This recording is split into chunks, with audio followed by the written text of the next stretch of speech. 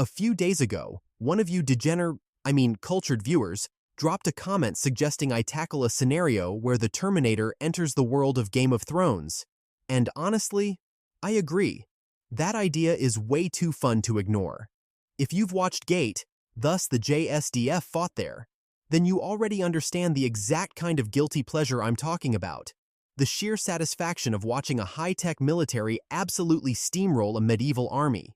So I decided to crank the scale, and the massacre, up another notch. Instead of just one Terminator showing up in this story, I'm bringing in Skynet itself, with its full military force, into Game of Thrones. Yeah, this is going to be very interesting. The patrol did not come back. That was the first thing Jon Snow noticed, not the cold which had settled into the bones of Castle Black like a debt nobody intended to pay, and not the wind which had been screaming off the top of the wall for 3 days without pause. It was the absence. 14 men had gone out the northern gate at dawn, following a track left by what the sentries swore was a wildling scout, moving too slowly, too openly, as though it wanted to be followed. By midday, the track had gone cold in more ways than one. By nightfall, the gate remained closed against a silence that had no business being that complete. Jon stood on the walkway above the yard and watched the tree line.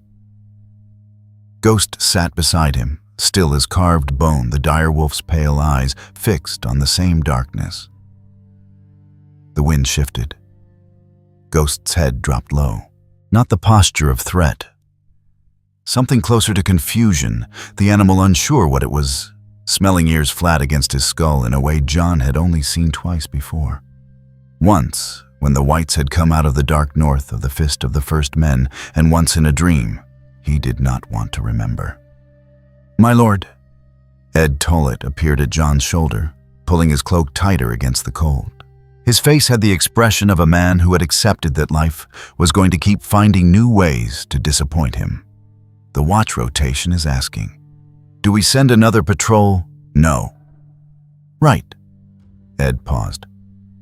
"That's what I told them you'd say. They didn't like it. They don't have to like it." Jon turned from the parapet and moved down the steps to the yard. Torches burned in iron brackets along the walls, throwing orange light across packed snow and the dark shapes of men moving between buildings. Castle Black was never truly quiet. There were always boots on stone, always someone awake at some hour, always the creak of the great mechanism that ran the cage elevator up the side of the wall. But the quality of the noise had changed tonight. Men were speaking in lower voices. The yard felt smaller than it should. He found Bowen Marsh near the stables, reviewing a supply manifest by torchlight. The Lord Steward looked up with the particular wariness of a man who had learned that conversations with Jon Snow rarely ended with less work than they'd started with. "The Eastern Patrol," Jon said. "Where did they go?" Marsh consulted the manifest, which Jon suspected was more habit than necessity. "Same road as the last 2 weeks, along the base of the wall to the old tower ruins, then back through the haunted forest edge. Standard sweep." He hesitated. "They should have returned 4 hours ago." "They're not coming back." Marsh said nothing for a moment. "You can't know that. Ghost knew it before I did." Jon glanced toward where the direwolf had padded silently into the yard, below them, nose low to the ground. Something went wrong north of the gate. Something that left no sound and no survivors to run back and warn us. Wildlings could. No wildling party kills 14 men of the watch without at least one getting away to tell the story. Jon kept his voice flat, the way Meister Aemon had taught him conviction without emotion. Because emotion made men argue, and right now he did not want argument. He wanted information. "I need the 3 best trackers we have ready at first light. I'll go out myself." Mirror Marsh looked as though he wanted to protest several different things simultaneously. He settled on, "The Lord Commander going beyond the wall with 3 men." 4 men, Jon said. One of them is Ghost. No, he did not sleep. Instead, he sat with the maps spread across the table in his quarters, tracing the patrol routes with one finger while the candle burned down. The haunted forest had been giving them trouble for months, not the dramatic, obvious trouble of a wildling must massing at the gates, but the quiet kind, the kind that showed up as missing men and strange tracks, and the occasional distant sound that nobody could identify clearly enough to report properly. Twice in the past month, he had sent parties north, only to have them return with nothing to show for it except unsettled faces and vague accounts of something moving in the tree line that was too large for a wolf and too fast for a bear. He had written to Meister Aemon about it, but Aemon was old and tired, and the ravens went south more often than they returned. The candle guttered. Jon pulled it closer and studied the old survey marks on the map, the ruined tower, the frozen stream, the stretch of ground the older brothers called the blind field because the tree cover made it impossible to see more than 20 yards in any direction. 14 men. Experienced men, most of them. Not green boys who jumped at shadows. He pressed his thumb against the map and thought about the tracks the sentries had described. Too deliberate. Moving in a straight line without the variation that living creatures made, the small deviations, the backtracking, the adjustments for terrain. One sentry had said it looked like someone had dragged a boot heel in a perfectly straight groove for 40 yards, then lifted it, then dragged it again. Jon had not told Marsh that part. He had not told anyone. Because there were 400 men behind these walls, and 400 men's worth of fear was already enough to manage, without adding something he could not yet explain. They went out at first light when the sky above the wall was the color of old iron. Jon led with Satin on his left, and two brothers named Pike and Hob behind him. Ghost ranged ahead, moving through the snow with his shoulders low, leaving tracks that looked nothing like the ones they were following. Those tracks were still visible even after the night wind, which was unusual because anything in this terrain tended to fill within hours. The impressions were too deep, too regular. Satin noticed it first. "What made those?" he said quietly, studying the ground.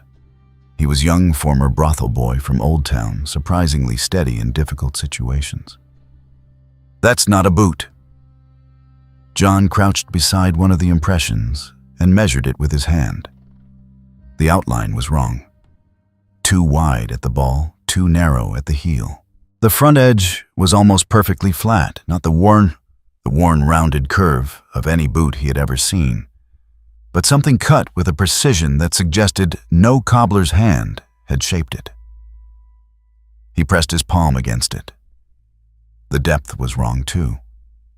Whatever had made this weighed more than a large man in full armor. Considerably more.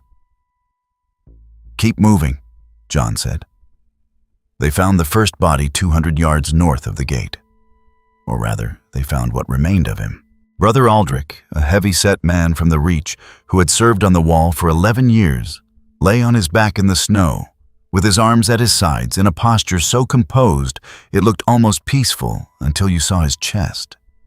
Something had passed through him, not slashed, not hacked, but cut with a precision that no sword Jon had ever seen could replicate. The wound edge was clean in a way that made the flesh look almost cauterized. The snow around him was dark, but there was less blood than there should have been, as though whatever had killed him had done it so quickly that even the body's instinct to bleed had not had time to respond. Pike made a sound behind him. Jon held up a hand for silence. Ghost had stopped 30 feet ahead. The dire wolf stood completely still, staring at something in the trees, every hair along his spine raised. Jon drew Longclaw. The Valyrian steel caught what little light the cloud cover allowed, that faint particular sheen that differentiated it from ordinary steel, the kind of cold gleam that Jon had come to think of as the blade's own opinion of the world around it. He moved forward slowly, watching the tree line, watching Ghost, watching the ground for more of those impossible tracks. He found what Ghost had found. It was not a body. It was a piece of something, a segment of material that John had no name for. Roughly the length of his forearm, dark gray with a surface that was neither wood nor metal nor stone, but some combination of properties that belonged to none of them. One edge had been sheared cleanly, suggesting it had broken away from something larger. He touched it with one finger without picking it up. It was cold in a way that was different from the cold of the air around it. Not the ambient cold of a Westeros winter, but a denser, heavier cold, as though the object itself was generating its own temperature. "Don't touch that," he said, though nobody had moved toward it. He looked up at the trees. The forest gave nothing back, but Ghost had not moved, and the direwolf's eyes, pale as winter ice, were fixed on a point between two large pines where the shadows lay thicker than the angle of the light should have allowed. Something had been standing there recently. The snow beneath those trees was disturbed in a pattern unlike any animal John had encountered, points of contact too far apart for a man, too geometrically spaced for a beast arranged in a line of progression that moved from the forest edge toward where Aldrich had died and then back again. It had walked out. It had done what it came to do. It had walked back.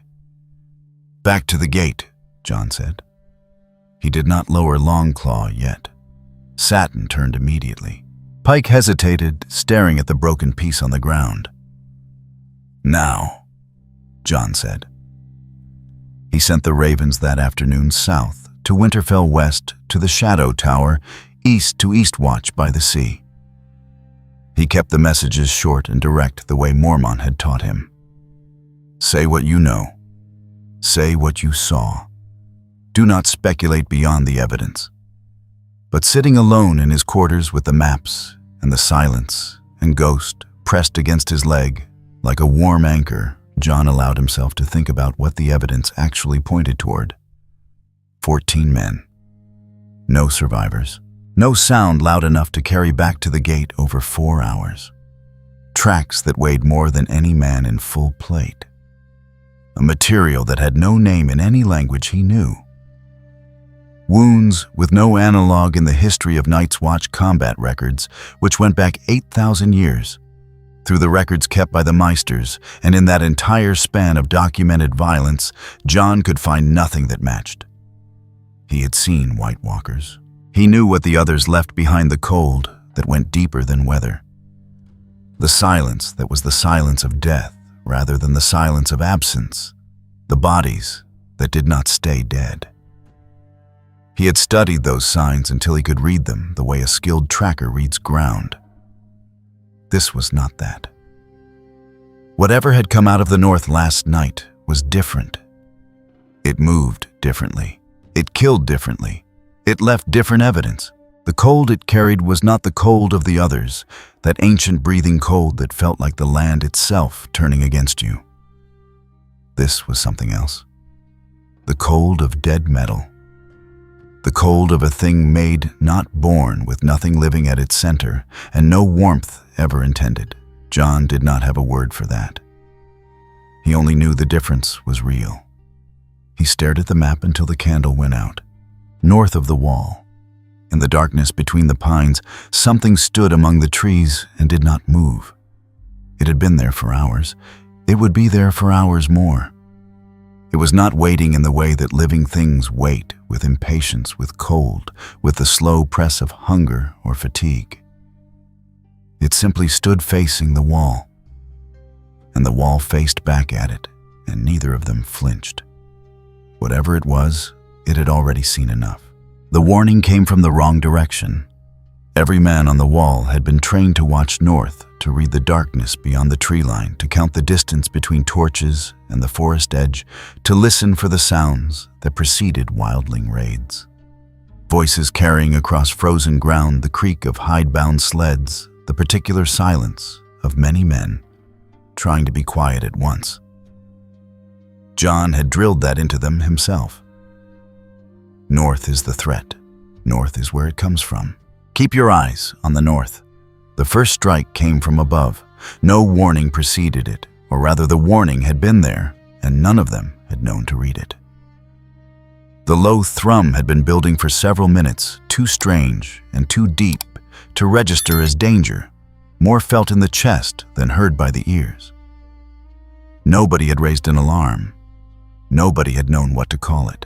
One moment the eastern watchtower was standing, its torches burning in their iron cages. Two brothers of the watch visible on the platform doing their rotation. Then a line of white light crossed the sky at an angle too flat and too fast to be lightning, and the tower ceased to exist. Not collapsed, not caught fire and burned. It came apart in a single concussive instant. And the crack that followed was nothing like thunder, nothing like siege equipment, nothing like any sound Castle Black had ever produced in 8,000 years of standing. John was in the yard when it happened. He felt the percussion in his chest before he heard it. Ghost spun beside him and pressed low against the ground. "Stand to." John was already moving toward the steps. Around him, men were stumbling out of barracks doors, some half-armored, some carrying weapons. They hadn't finished strapping on, all of them. Turning to look at the smoke rising where the east tower had been 30 seconds ago. "Get to your posts. Move." The second strike hit the granary. The building was stone-walled and had stood for 200 years. It lasted slightly less time than the tower. The roof went first lifted cleanly by a concussion that blew the upper courses of stone outward like scattered teeth, and then the interior caught not the slow orange fire of accident, but something hotter and more absolute, a blue-white light that turned the granary's narrow windows into rectangles of terrible brightness before the walls gave way. 3 months of stored grain, gone before anyone had a chance to do anything about it. "Cover the yard torches down. Get them down now." John reached the steps at a run long claw already drawn. The first command that had formed in his mouth had been archers to the north parapet, the old reflex. The trained response, he'd killed it before it reached his lips. North hadn't done it. The threat was overhead. Crossbows up, watch the sky, don't bunch together, spread out. Behind him, he could hear Ed routing men through the shouting with the tone of someone who had always suspected catastrophe was a matter of timing rather than possibility. He reached the parapet and looked north. Nothing. The tree line was dark, and still the same darkness it had always been. The same pines and accumulated shadow. Whatever had struck the tower and the granary had not come from the forest. He turned east and then west, scanning the sky. And that was when he saw them, two shapes moving against the cloud cover at a height that no bird flew and no arrow could reach, banking in long arcs above the wall with the patience of something that had all the time it needed. They made a sound he had no word for. Not the silence of a hawk, not the roar of a burning building. Something between a low, continuous thrum that seemed to press against the ears from inside rather than outside, as though the air itself were vibrating at a frequency just below the threshold of understanding. One of them dropped lower. The line of white light came again this time, aimed at the mechanism, housing for the cage elevator, the great wooden and iron apparatus that allowed men and supplies to travel up and down the 700-foot face of the wall. The housing exploded. The main cable snapped and the free end whipped across the parapet, taking a brother named Henley off his feet and over the edge before he had time to make a sound. The cage with 2 men in it dropped. John heard them hit. He kept his face still. There were men looking at him. "Crossbows on the flying things," he said. He knew before the words left his mouth that it would accomplish nothing. The shapes in the sky were moving too fast and too high, and the angle was wrong for any crossbow the watch possessed. But men needed to do something with their hands and their fear, and giving them a target was better than letting the fear run loose. Ed appeared at his shoulder. For once, he said nothing. He stood and watched one of the shapes bank and turn, and his face had gone entirely still in the way that faces go still when the mind is confronting something it has no drawer to put it in. "How many bolts do you think it would take?" he finally said. "More than we have." "Right," Ed said. "That's about what I thought when the granary went up." He paused. "I just really hoped I was wrong." John turned from the parapet. "Come with me." The north gate held for another 20 minutes. During those 20 minutes, John learned several things about the nature of what they were facing.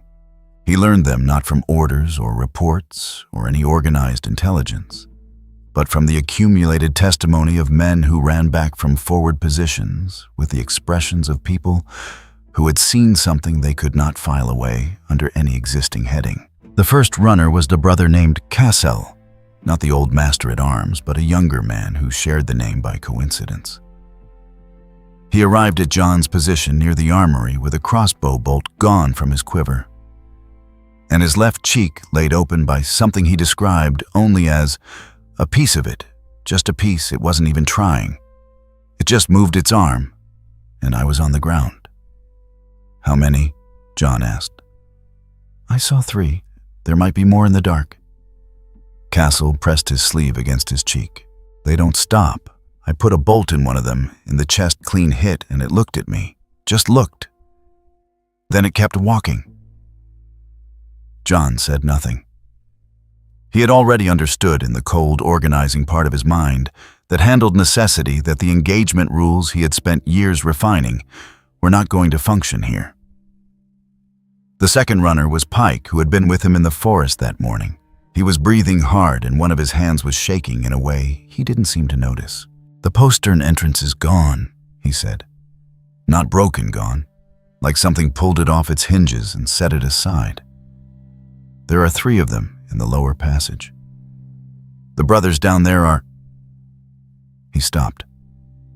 "They were fighting. I don't know if they still are." "West passage, Tantum," John said. "Clear last I saw. 2 minutes ago." 2 minutes was a long time.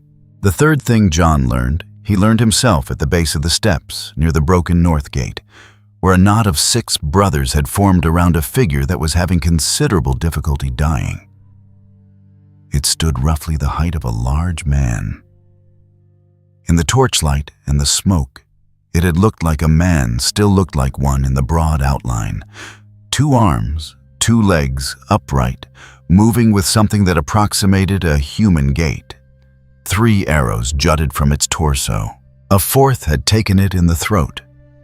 A 5th was lodged in the left side of its face, and the impact had peeled back a section of what John had taken for skin. But now up close in the guttering light of the fires, he could see was something else entirely. Beneath the torn surface layer, there was no flesh, no bone.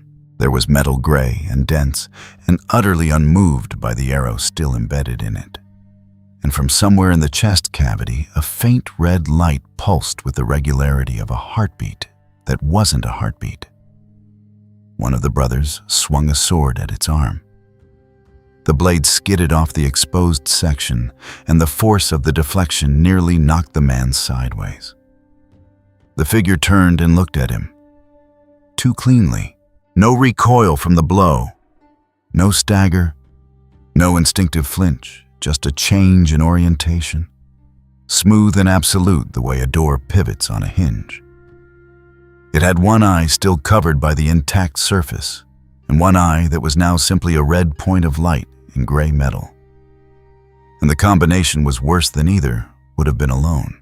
It reached out and took the swordsman by the front of his cloak with a grip that didn't tighten gradually, the way a man grips in anger or desperation, but simply closed with an absolute finality and lifted him off the ground.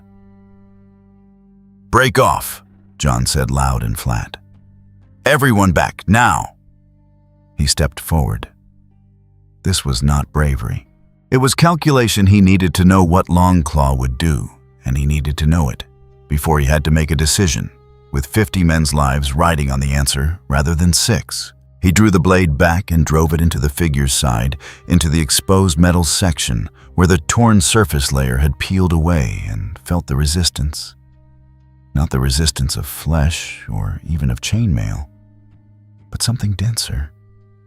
Something that pushed back against Valyrian steel in a way that nothing in his experience had ever pushed back. The blade went in, shallowly, 2 fingers deep perhaps. But it went in, which was more than the other brothers' swords had managed against the exposed metal. Better than ordinary steel. Not nearly enough.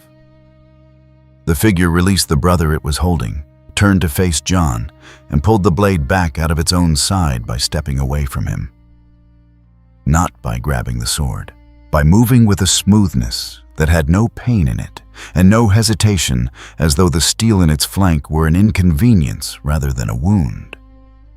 The red light in its eye socket fixed on him. "Move," Jon said, and grabbed the dropped brother by the collar and ran. The decision crystallized somewhere between the armory and the main gate, while the sky above was still full of that low, persistent thrum. The smoke from the granary had thickened enough to make the yard feel like the inside of a chimney. He had perhaps 80 men still functional. He had a gate that could be opened. He had the south road and the darkness and a head start that would not last long if he didn't use it in the next 5 minutes. He had, on the other side of the ledger, a castle that was no longer defensible, a wall that was intact and therefore meaningless because the things that had come were already inside the walls, and 14 brothers unaccounted for who were almost certainly past accounting for. Ed found him near the gate. His expression asked the question. "We're leaving," Jon said. "Right, a beat. The wall will still be standing after we're gone. That's not the problem anymore." He had 40 seconds of argument from a brother named Yarwick, who felt that Night's Watchmen did not abandon their posts. Jon let him finish, then said, "The post is gone. The men who stay die. The men who go south carry word of what came tonight. That word keeps other men alive." He held the man's stare until something in it shifted. "Open it." They went out at a run, fewer than 100 men, and one direwolf south into the cold, with Castle Black burning behind them, and the wall rising above the smoke like it had always risen, indifferent and enormous, and completely beside the point. Ghost ran at Jon's heel and did not look back. Jon did not look back either. He had already seen enough. The towers were down. The granary was ash, the mechanisms were broken.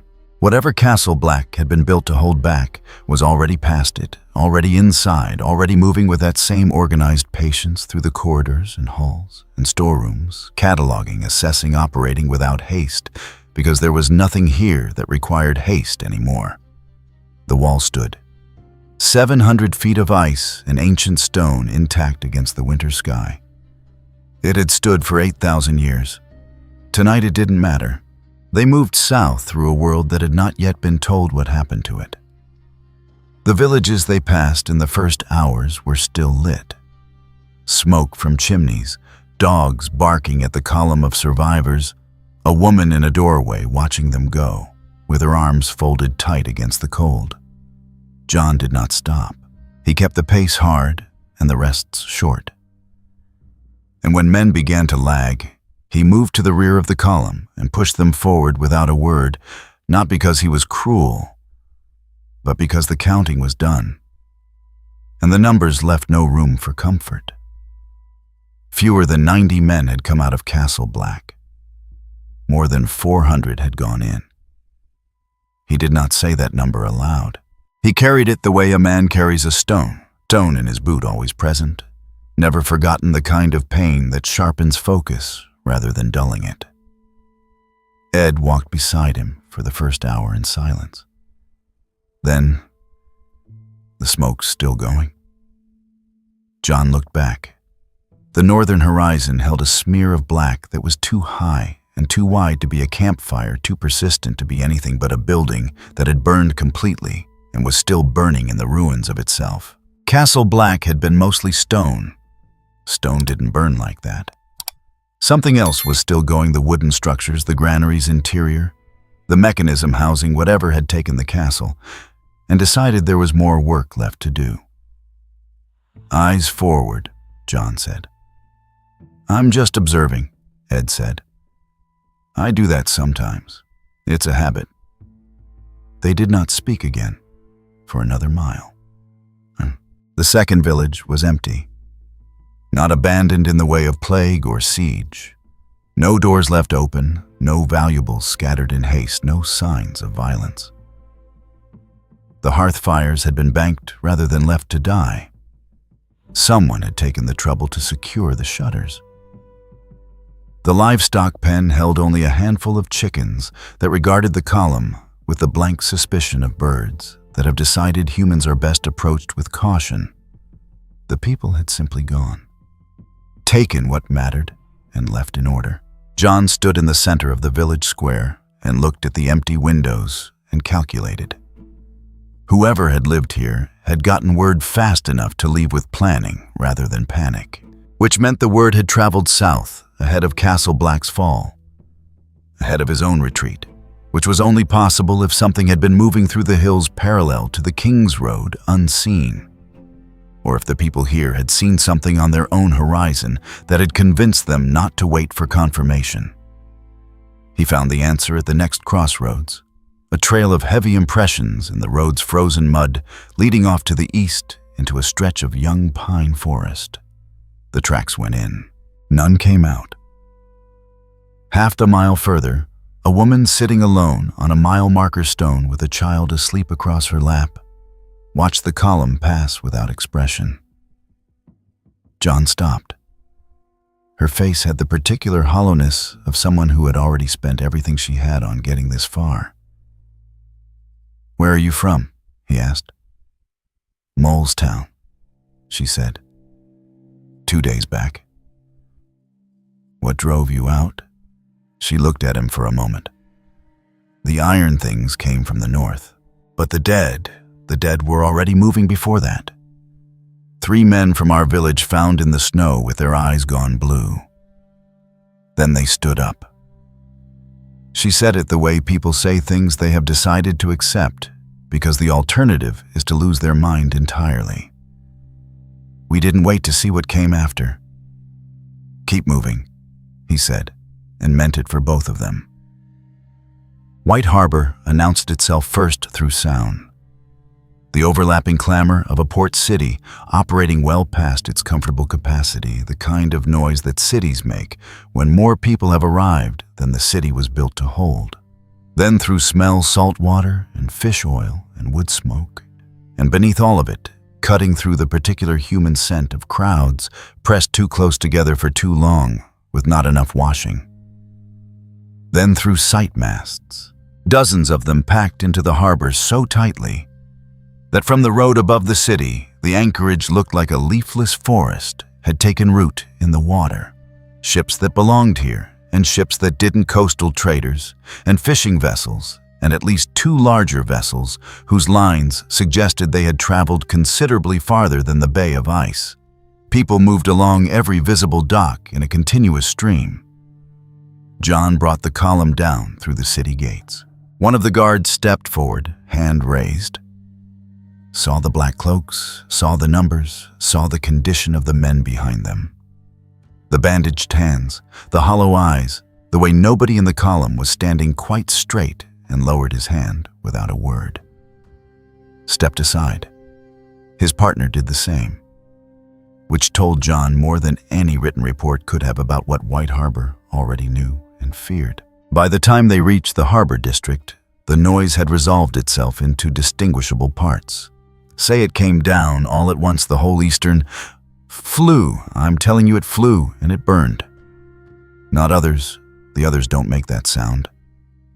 Quicker than any fire I've ever. My cousin's husband's boy was on the wall, and he says, Rumors were everywhere passed between men who had not witnessed anything to ears equally ignorant of the truth multiplied and distorted through every retelling, until what came out bore only a family resemblance to what had actually happened. John listened as they pushed through the crowd toward the harbor master's hall and assembled a rough composite of what White Harbor currently believed.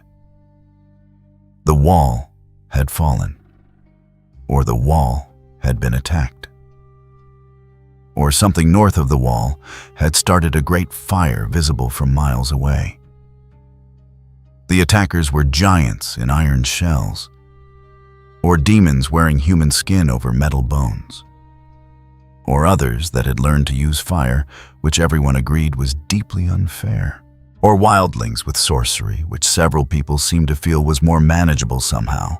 There were flying things, which almost everyone agreed on, though descriptions varied between enormous iron ravens, sky ships, trailing light, and simply something wrong, moving fast where birds should be. One man near a dockside tavern was holding court over a small audience, speaking with the confidence of someone who had assembled several contradictory accounts and decided that certainty was more useful than accuracy. "It's the end of the old world," he said, with a satisfaction John found baffling. "The Meisters have been hiding the signs for decades." Ed leaned close. "He's not entirely wrong about the end of the old world part, I'll give him that." "Don't encourage him," John said. The harbor master's hall smelled of tallow and wet rope, and the particular anxiety of bureaucracy confronting events it had no forms for. A man named Garrett, broad-shouldered and gray-bearded, with the careful eyes of someone who managed complex systems for a living, and was currently watching all of them, strained simultaneously, looked at John across a table covered in manifests and message scrolls and said, "Lord Commander." "Not anymore," John said. "There's no castle to command." Garrett absorbed that. He had the look of a man who had already suspected the worst and was now receiving confirmation slightly faster than he had anticipated. How many came out? Fewer than 90. The room was not silent. The sounds of the harbor pushed through every gap in the walls, but the men in it went quiet. "What are we dealing with?" Garrett said. "Not what happened. What are we dealing with?" A practical man's question. John thought about how to answer that and decided the shortest path was usually the right one. "Nothing I have a name for. Nothing anyone in this room has a name for. It came from the north, it flies, and it moves on the ground. Both it ignores arrows, and it doesn't stop when you wound it. It attacked in a sequence infrastructure, first fighting men second. It knew which things to destroy, to make a castle unable to fight, before it sent in anything that could be fought back against." He stopped. "Let that sit. It sounds like..." Someone in the room began. "Don't tell me what it sounds like," John said, keeping the edge out of his voice with conscious effort. "I've told you what I saw. It doesn't sound like anything. It is what it is, and what it is has taken Castle Black, and it will keep moving south unless something stops it." Garrett drummed 2 fingers on the table. "Dragon steel, dragon glass. Dragon glass works on others. These aren't others?" John had thought about that extensively during the march south, had run the question forward and backward, looking for a point where the 2 categories might overlap, and found nothing. "I put Valyrian steel into one of them. It went in, shallowly. That's more than ordinary blades managed. But I wasn't testing whether it could be killed. I was testing whether it could be slowed. The answer was not by any margin that matters in a real fight." "Then what do you suggest we do?" Garrett said. John looked at him for a moment. It was a genuine question, which was at least better than disbelief. "Right now, get your ships loaded with people who can't fight and send them south. Keep the ones who can fight here until we know which direction this thing is going to move next." He paused. "And start asking every ship captain who's come in from across the narrow sea in the last 2 months, what they've heard. Garrett's eyebrows shifted. The narrow sea? There's a story going around the harbor. I want to know how much of it is real. He found the sailor near the end of the main dock, sitting on a coil of rope, with the patient posture of a man waiting for his captain to finish arguing with customs officials. Wiry, weathered brown, with a bravosity cast to his features, and the specific calm of a man who had crossed open water enough times to have made peace with mortality. John sat on the dock beside him without asking permission and said, "You've been to Essos recently." "And before that," the man said without particular interest. "Tell me about the dragons." The sailor looked at him for a long moment, reassessing. "You don't look like you're here to call me a drunk or a liar." "I'm not." "All right." The man shifted on the rope coil, spat once over the dock edge, settled in with the air of someone who had told this story before and been laughed at for it. "The girl's real. I've seen her not close, mind you, but seen in the way you see a storm on the horizon and know it's coming whether you believe in it or not. Young. Valyrian looked to her, that silver hair you only get from that blood. She had 3 of them when I last put into Meereen, must be 18 months back now, maybe 20. He scratched the back of his neck, I couldn't tell you which was bigger, the largest one, or my fear of looking at it directly. Put it this way, my ship's mainmast laid on its side, that's your wingspan, maybe larger. I didn't stay to measure. Does she control them? The big one does what it pleases mostly from what I could see. Circles when she calls, comes back when it wants. The other 2 she handles better. He frowned, working through a memory. I heard from a younkish man who fled the city just before she took it. Claimed the air still smelled of fire 3 days after. Couldn't wash it out of his clothes. He paused. Whether she can put them at something that actually fights back a real fight, I mean, not a siege, I couldn't say. Nobody I've spoken to has seen that. John stood. What's her name? Daenerys. Last of the Targaryens, the way people say it over there. The sailor looked up at him. Why? You think she's coming here? I think she might be the only person I've heard of today who has something larger than a sword. But John looked out in the harbor, at the packed ships, the frantic movement along the docks, the black smears still visible on the northern horizon, even from here. Whether that's enough is a different question. He left the sailor on the dock and walked back toward the harbor master's hall. And the crowd moved around him, the way crowds always moved around a man who looked like he was carrying something heavy and knew exactly where he was going with it. Behind him in a warehouse, on the harbor's north side, 2 merchants were telling the same account of dragons to different audiences simultaneously. And it was already wrong in the ways that accounts become wrong when they travel. The fire was bigger, the army was larger. The woman impossibly young, or impossibly ancient, depending on who was telling it. By morning, it would be 3 times the size and half as accurate. That was how White Harbor worked. That was how every city worked when fear arrived before the facts. North of the road at the edge of the tree line, something stood in the shadow of the pines and watched the city lights below. It had been there for some time. It did not move. It did not need to hurry. White Harbor had been seen. The camp had no fires. Stannis had issued that order before dawn, 3 days back when the first reports came in from his Outriders scouts who had returned without some of their number. And with accounts that Stannis had read twice set aside and then read a 3rd time before summoning his captains. No fires.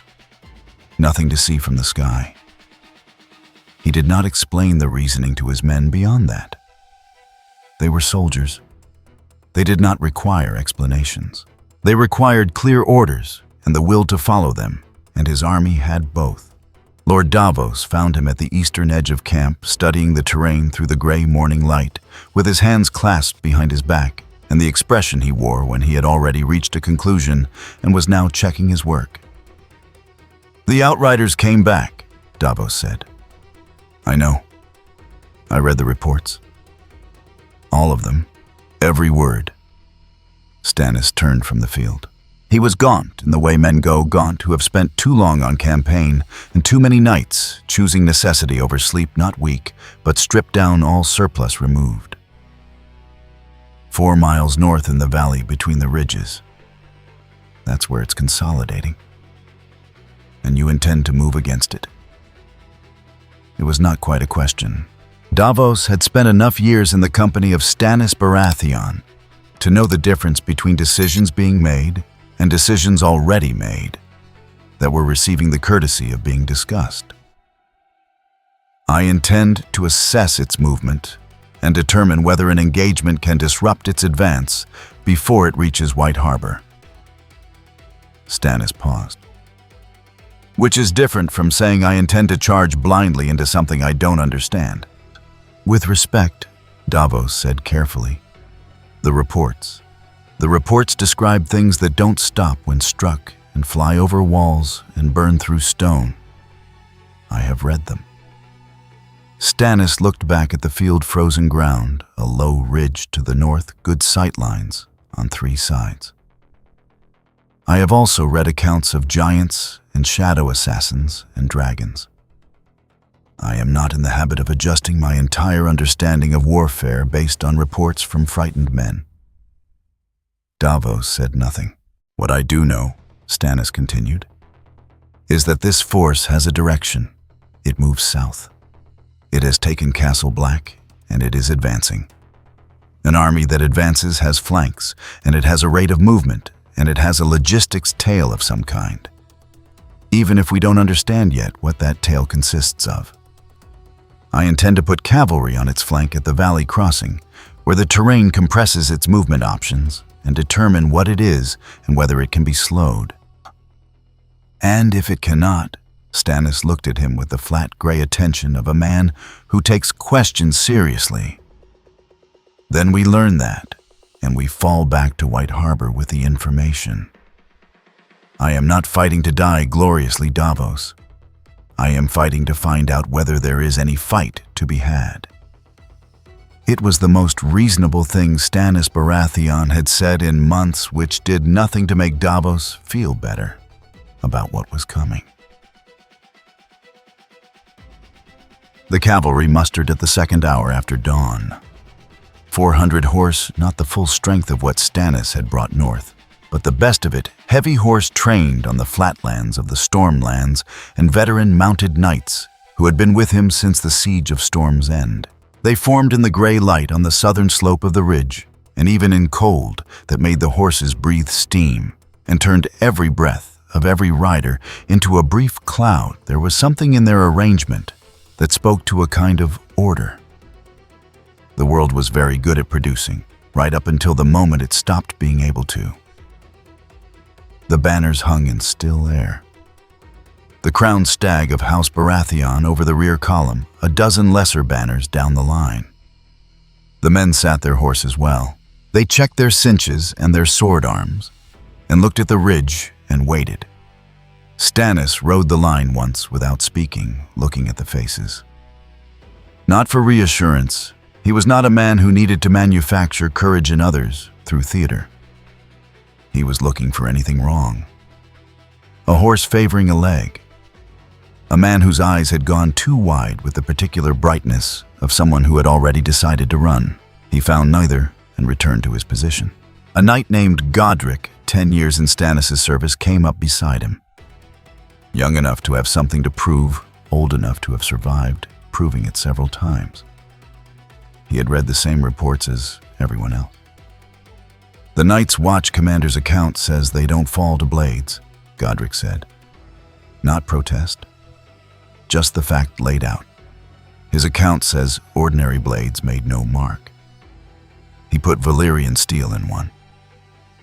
Stannis watched the ridge. The effect was shallow but present. That suggests material vulnerability exists, only the threshold is higher than what the watch could bring to bear. He adjusted his gauntlet. 400 cavalry hitting a compressed column at speed generates a different order of force than one man with a sword testing whether something bleeds. It was not wrong. The logic was sound. The calculation was the kind a competent commander makes complete within what he knew incomplete only because what he didn't know had no precedent in 40 years of war or 8,000 years of recorded history before that. The horn sounded. The column began to move. They crested the ridge at a trot, and the valley opened below them, a long, shallow depression between two arms of pine-covered highland, the floor frozen solid, good going for horses. At the far end, perhaps 800 yards distant, the tree line showed dark and dense, and from it there was no movement, no sound, nothing to indicate presence. Godric scanned the tree line. I don't see... Stannis saw the light first, a brightness crossing the sky from the northwest. At an angle too shallow for a falling star, too fast for any projectile he had ever observed. He had time to understand what it was.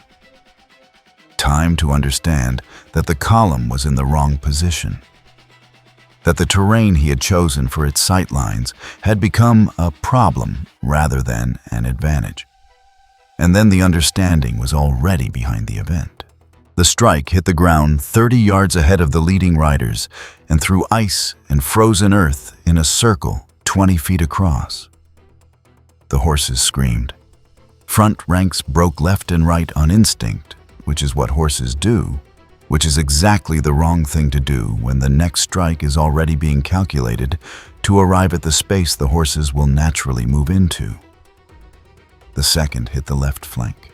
Stannis had been in enough battles to know what a flanking fire barrage sounded like, to know the difference between suppressing fire and targeting fire, to know when an enemy was trying to break formation versus trying to annihilate it.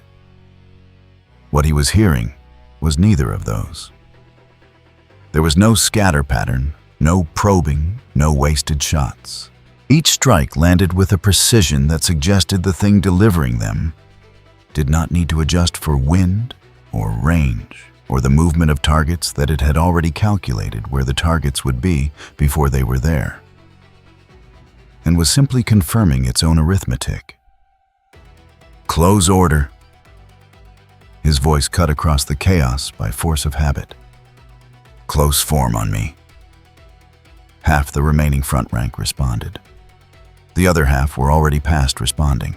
He pushed his horse forward toward the center of what remained of the formation, and from that position he could see the full length of the valley. And he could see what was coming out of the tree line now that it had judged the cavalry broken enough to warrant closing. They walked. That was the detail that would stay with him. Not that they came, but how. Not charging, not rushing, simply moving forward at a pace that said the outcome was not in question. And haste was a resource to be conserved rather than spent on the already decided. A line of them, perhaps 30, spread across the floor at intervals no human formation ever held, even too precise. The kind of spacing that didn't account for footing or fear, because neither applied. Several still had arrows jutting from their torsos. None seemed aware of them. Their heads moved in the same direction at the same moment when a rider at the western edge tried to break wide, tracking him with a simultaneity that had nothing organic in it.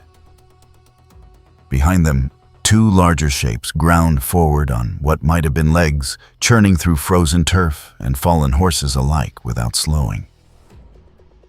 Godric drew his sword. "No," Stannis said. "My lord, no."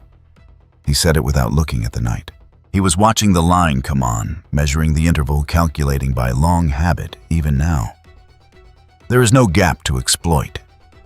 There is no flank to turn. There is no rate of advance we can match with what remains here. He watched for another 10 seconds. In that time, 3 riders who had not yet broken made a final push toward the advancing line, not on orders, on something older than orders. They covered perhaps 40 yards before the line addressed them, without breaking stride, 2 quick adjustments, and then there were no more riders. Stannis watched. Then, fall back, south, now. Don't regroup here, take them to the road, and keep moving. The survivors went. Stannis turned his horse last. He did not ride hard. He rode steadily at the pace of a man who would not be seen fleeing his own battlefield. And when he reached the ridge crest, he stopped and turned and looked back at the valley below. The line had not pursued. It had stopped at approximately where what remained of the formation had broken and was now moving through the fallen, not looting, not celebrating, simply moving among the bodies with the methodical attention of something checking its own work.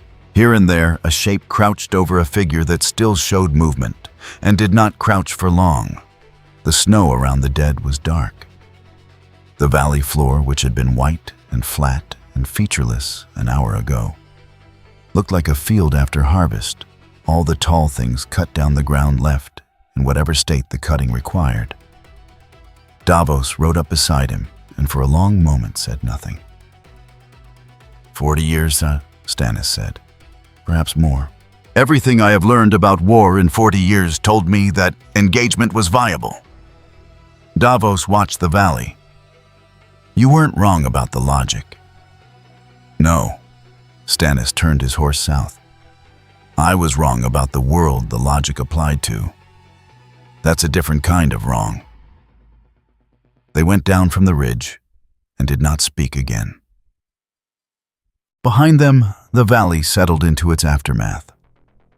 The line had completed its sweep and was holding position, which meant the valley was quiet now in the particular way of places that have seen violence and are waiting to see what comes next. Snow had begun to fall light thin, the kind that accumulated without urgency.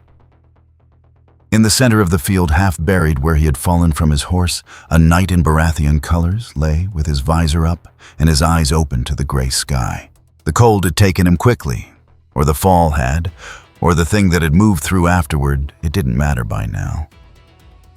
He was still, except for the hand. The gauntleted fingers moved first, slowly flexing against the frozen ground with the awkward deliberateness of something relearning a skill. Then the arm. Then the head turned, and the eyes that had been open and empty a moment before were still open. But they were no longer empty. They were blue.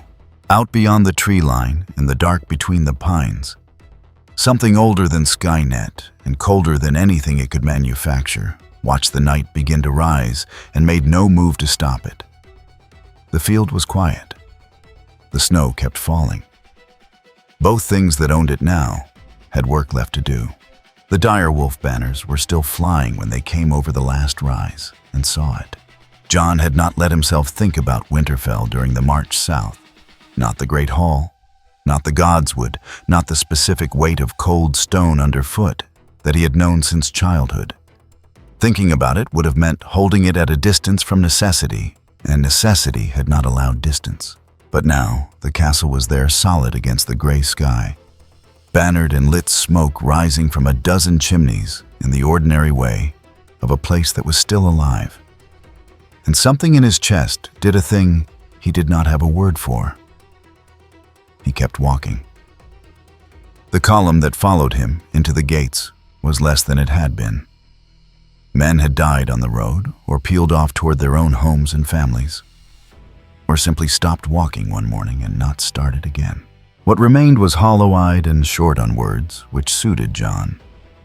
He had no words for them either, beyond the practical ones. The great yard was already full. Word had preceded them, it always did, and Winterfell had become the thing it sometimes became.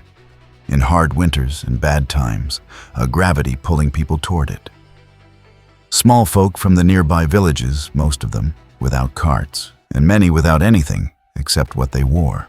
24 mounted men bearing the sigils of minor northern houses whose lords had evidently decided that walls and numbers were better odds than whatever waited on their own lands.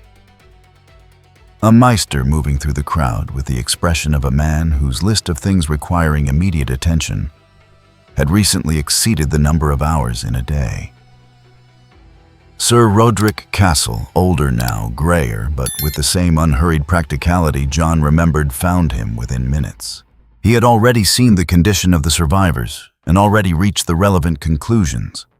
He did not waste time on them. "We've counted perhaps 800 inside the walls," he said, walking alongside John toward the keep.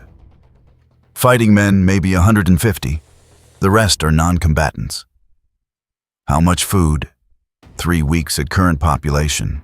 Less if it grows." "It'll grow." John looked at the faces in the yard.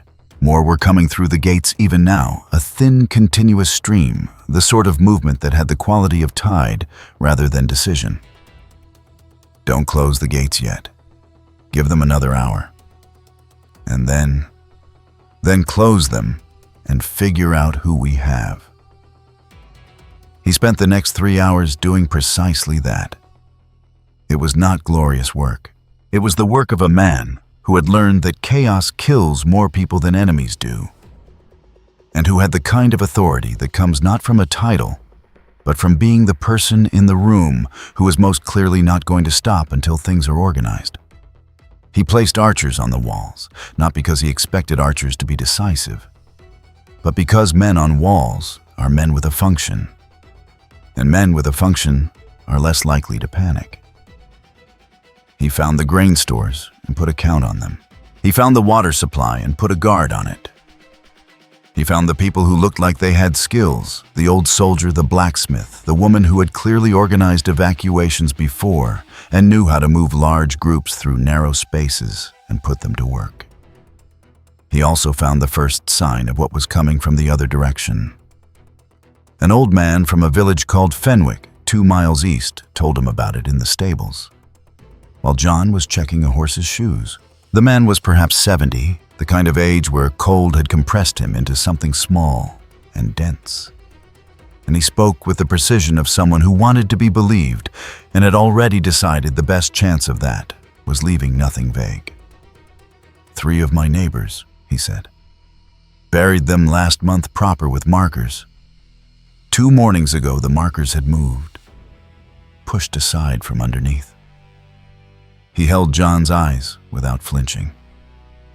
"I didn't stay to verify, but I know what moved them." John did not say he was surprised. He wasn't. "Which direction were they heading when you left?" "West, toward the road." He moved the old man's family to a room in the inner keep and added "western approach" to the list of things that needed watching. The thrum came at dusk. John had heard it before, the sound that wasn't quite sound, the vibration that the body processed before the ears made sense of it. And this time, unlike Castle Black, he knew immediately what it was and what would follow it. He was on the north battlement when he felt it, and he did not need to wait for the first strike to start issuing orders.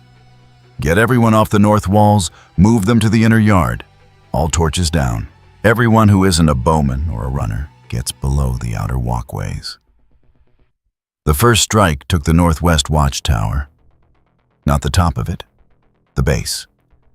An impact that removed the structural logic of the thing so completely that it did not topple but seemed to simply give up sliding into itself, the stones separating in ways stones should not separate.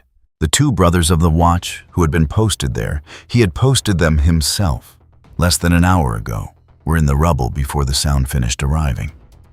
John didn't stop moving. The second strike was different.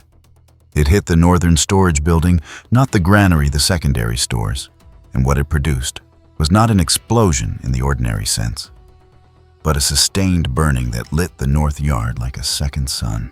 People who had been moving in organized groups in the semi-darkness now had light, which meant they could see each other, which meant those who had not yet panicked could now see the faces of those who had. "Inner passage, everyone into the inner passage." He grabbed a man who was standing still with his mouth open and turned him physically toward the right direction. "Move. Now." He went up the wall rather than down, not bravado. From the wall, he could see the full perimeter, and he needed to understand what was happening to the perimeter before he could make any decisions worth making. What he saw when he reached the parapet was that the north and east approaches were both moving not ground troops yet, but the shapes in the sky were lower than they had been, and their pattern had changed from reconnaissance arcs to something tighter, more purposeful. Targeting passes. They were reading Winterfell. Not random, each strike hit something functional. The eastern gate mechanisms jammed from concussion, the walkway to the eastern tower impassable. The chain of command Jon had built in 3 hours was being cut link by link with an efficiency that had no waste in it. He ran. He found Sir Roderick in the Great Hall, which had become something between a hospital and a refuge, the wounded from the first strikes laid out on the long tables, the non-combatants packed along the walls, children sitting with the pressed-together stillness of those who have been told very firmly to stay put. Roderick was directing a group of men toward the eastern door with the economy of movement, of someone who had been fighting and commanding for 50 years and knew better than to waste either. "East wall is gone," Jon told him. "North gate mechanism is jammed. We've got the south and west exits still intact." Roderick absorbed that. "How long do we have?" "Before ground units reach the walls, I don't know. Before we lose the ability to get people out through the south gate," Jon assessed. "Less than an hour. Maybe much less." Roderick looked at the people in the hall, at the children, at the wounded on the tables. "We can't move all of them in an hour." "No." Jon felt that truth settle into him the way cold settles in all the way down. "We move whoever can move. We carry whoever has to be carried. We leave behind no one who can walk." He paused. "The ones who can't walk, we need people to stay with them." "I'll stay," Roderick said without any drama about it. Just a decision. Jon looked at him for a moment. 50 years of it had left Roderick with a face that expressed very little, but what it expressed right now was simply, "This is the task, and I will do it." Jon nodded. He turned to the hall. "Listen to me," he said, not loudly, but with the clarity that carried. "We are leaving through the south gate in groups. Fighters first, then families, then anyone who needs help moving. We do not stop in the yard. We do not go back for anything. We move down the road, and we do not stop until I say stop. Anyone who stops costs the person behind them. Do you understand?" The hall was quiet in the particular way of people converting fear into something they can walk with. "Southgate," he said. "Now." It did not go cleanly. It never did. A woman near the far wall refused to move until her son was found. Her son was already outside, but she did not know that, and it took 3 people in 2 minutes to convince her of it while the crowd piled up around her. At the inner passage, a cart someone had brought into the courtyard jammed the narrow entrance and had to be physically shoved aside. A young soldier sat against the wall in the yard and would not stand. And Jon grabbed him by the collar and hauled him upright and looked at his eyes. Not fear-shock, which was different and worse, and slapped him once across the face, not hard, just enough. And the soldier blinked and started walking. These things took time. Everything took time, and time was the one resource that Winterfell no longer had to spare. He was among the last out. He knew that because he spent the evacuation moving in the wrong direction toward the fighting, toward the sounds, toward the places where the metal things had gotten inside the walls, and were working through the inner corridors with the same systematic thoroughness they applied to everything else.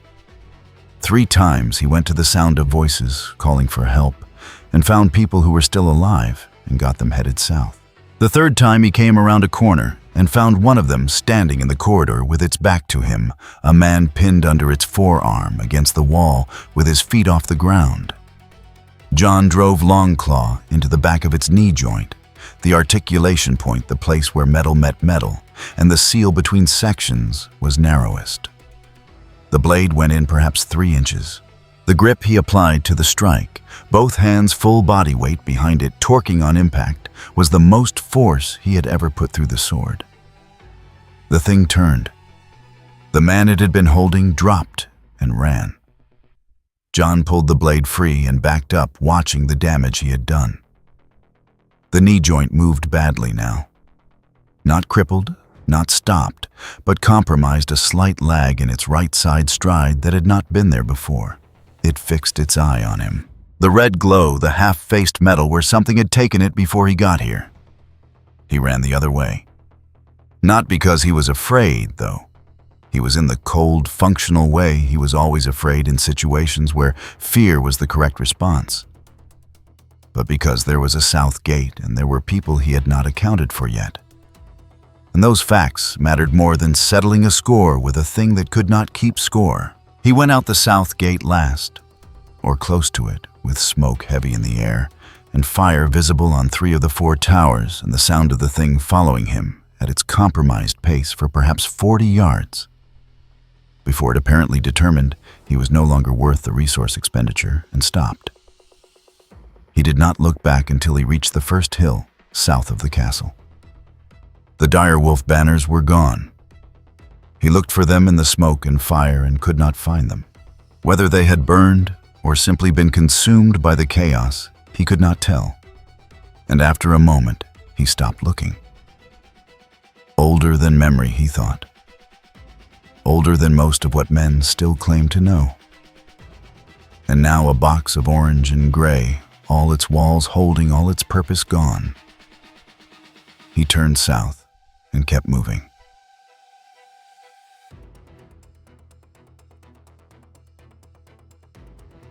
Done. 2 miles down the road, a woman walking with a child on her hip stopped when she saw him coming and said nothing, just looked at his face and then looked back at the glow on the northern sky. And what he saw in her eyes was not surprise. She had known. They had all known on some level that this was coming. Knowing and surviving were different problems. 50 yards past her, half in the ditch at the road's edge, a body lay in the snow. Not a fresh casualty, the frost had been at it for a day at least. A man in farmer's clothes, no wound that John could see from the road. Just a man who had stopped and not started again. That happened in bad winters. Except the snow around the body was undisturbed. No sign of anyone having carried him there. No dragging trail, no footprints in or out. He had simply ended up in the ditch. John did not stop to examine him. He noted it and kept walking. Behind them, the light on the horizon pulsed once brighter. A deep structural sound rolling across the frozen hills like distant thunder. And then settled into the steady burn of a place that would keep burning for a long time. The north had no center anymore. John walked south with the rest of what was left and did not speak, and the road ahead was dark and cold and long. And that was all he needed to know about it right now. The track south had been full of people 3 days ago. It was full of something else now. John knew it before he saw it, knew it the way he had learned to know things in the north, which was through the body before the mind, through the particular quality of cold air that had nothing to do with temperature. The column had slowed without anyone giving an order to slow. Men were looking sideways into the tree line on both sides of the road. And not because they had seen anything, because they had felt the absence of what should have been there. The small sounds of a living forest wind through branches. Birds, the occasional crack of something settling under its own weight. All of it gone. Just white and dark and quiet. in a way that made the back of the neck know before the eyes did. Ed came up beside him, without speaking, and looked at the trees and then at John. "How far behind us are they?" he said. John did not ask which they he meant. "Close enough." "Right." And Ed considered the road ahead, then the road behind, then the tree line. "I've always been curious how a man is supposed to feel about this situation. Not this specific situation, just situations like this." "Keep moving," John said. They kept moving. Dick. The first sign was the wagon.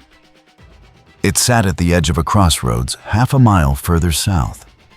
One wheel buried in a ditch, the horse yet in the traces, but no longer upright. The cargo had been mostly preserved sacks of grain, a wrapped bundle that might have been tools, a wooden chest still latched. Someone had prepared for a long journey and gotten perhaps 4 miles into it. John stopped and read the scene the way his years beyond the wall had taught him to read things: no bodies, no blood, no sign of attack. The horse had collapsed with its harness, on which meant it had not been unhitched by anyone trying to salvage the cart. The footprints around it went in 3 directions, and none of them went south. They went into the trees. 2 sets stopped at the wood's edge. One continued inward and did not come back. "They left the grain," said a man named Doran Young, competent one of the survivors from Castle Black, who had stayed because he had nowhere else to go. He was looking at the sacks with the expression of someone doing arithmetic. "Leave it," John said. "There's maybe 20 pounds of—" "Leave it." He moved past the wagon and did not look back at it. Behind him he heard Duran start to argue with someone, then stop. They found the village an hour after the crossroads. Or what had been a village. The buildings were intact. Doors closed or standing open in the patient way of doors whose owners have stepped out and not returned. A fire had burned down to ash in the square's central pit without anyone banking it. 3 dogs lay on their sides in the middle of the main street, not visibly harmed, simply done. At the far end of the street, past a low fence that might once have kept goats 6 shapes, stood in a rough cluster facing away from the road. They were the right height for people. They were dressed in the right clothes for the people who had lived here. They had been facing away from the road for some time, based on the undisturbed snow around their feet, and they were not moving. John put his hand up, and the column stopped. "Are those—" Someone behind him started. "Don't!" He kept his voice flat. "Nobody moves. Nobody makes a sound. We go around." He took them off the road east through a field of dead wheat stubble, giving the village a wide berth. As they went, he watched the cluster of figures at the village's edge. None of them turned. None of them moved at all, which was worse than if they had. Once past, a woman in the column said in a very controlled voice, "My sister's family lives in a village like that, 2 miles east." John did not look at her. He did not say anything. Her husband, walking beside her, took her hand and kept walking. He also did not say anything. Some things there were no right words for, and everybody knew it. The argument started at the second rest halt in the gray afternoon, when they had put 4 miles between themselves and the village, and the cold had deepened into the kind that came from something older than weather. John had heard the whispers for most of the last hour. Not loudly, not to him, the way people talk when they want a thing said but not attributed. It was Ludd who finally said it plainly, because Ludd was the kind of soldier who believed vagueness was a waste of time. "We can't keep ahead of both of them," he said. "The iron things from the north and the dead from behind, they're going to meet on this road somewhere with us between them." He paused. "Unless they meet each other first." Nobody contradicted him, which was itself an answer of a kind. "There's 2 ways this works for us," Ludd continued. Either they slow each other down, or one of them takes the other one apart, and we figure out how to deal with whichever one comes out. Jon let him finish. He had learned a long time ago that the most efficient way to handle an idea whose time had come was to let it speak completely. And this idea had been building for 2 days in the minds of everyone who had seen what waited behind them and what waited ahead. "I've seen both of them work," Jon said when the silence had given him the floor. "The iron things don't fight like something that can be tired out or bled. They pick what matters, and they ignore what doesn't." He looked at Ludd, then at the others who were listening. "The dead behind us, they're not going to slow what's coming from the north. They're going to give it something to clear when they get in its way. And after it clears them, it keeps moving. South." Ludd frowned. "You can't know that." "I watched it at Castle Black," Jon said. "I watched it at Winterfell. It doesn't waste. When the dead stop being in its way, it stops caring about them. When they start being in its way..." He paused. "It solves that problem and moves on." The silence this time was different. The kind that follows when a man has said something true that nobody particularly wanted confirmed. A young woman at the edge of the group, farm stock, practical face, a child on her back, said, "So, what do we do?" "We don't stop," Jon said. "We don't wait to find out which direction the problem resolves from. We keep going south."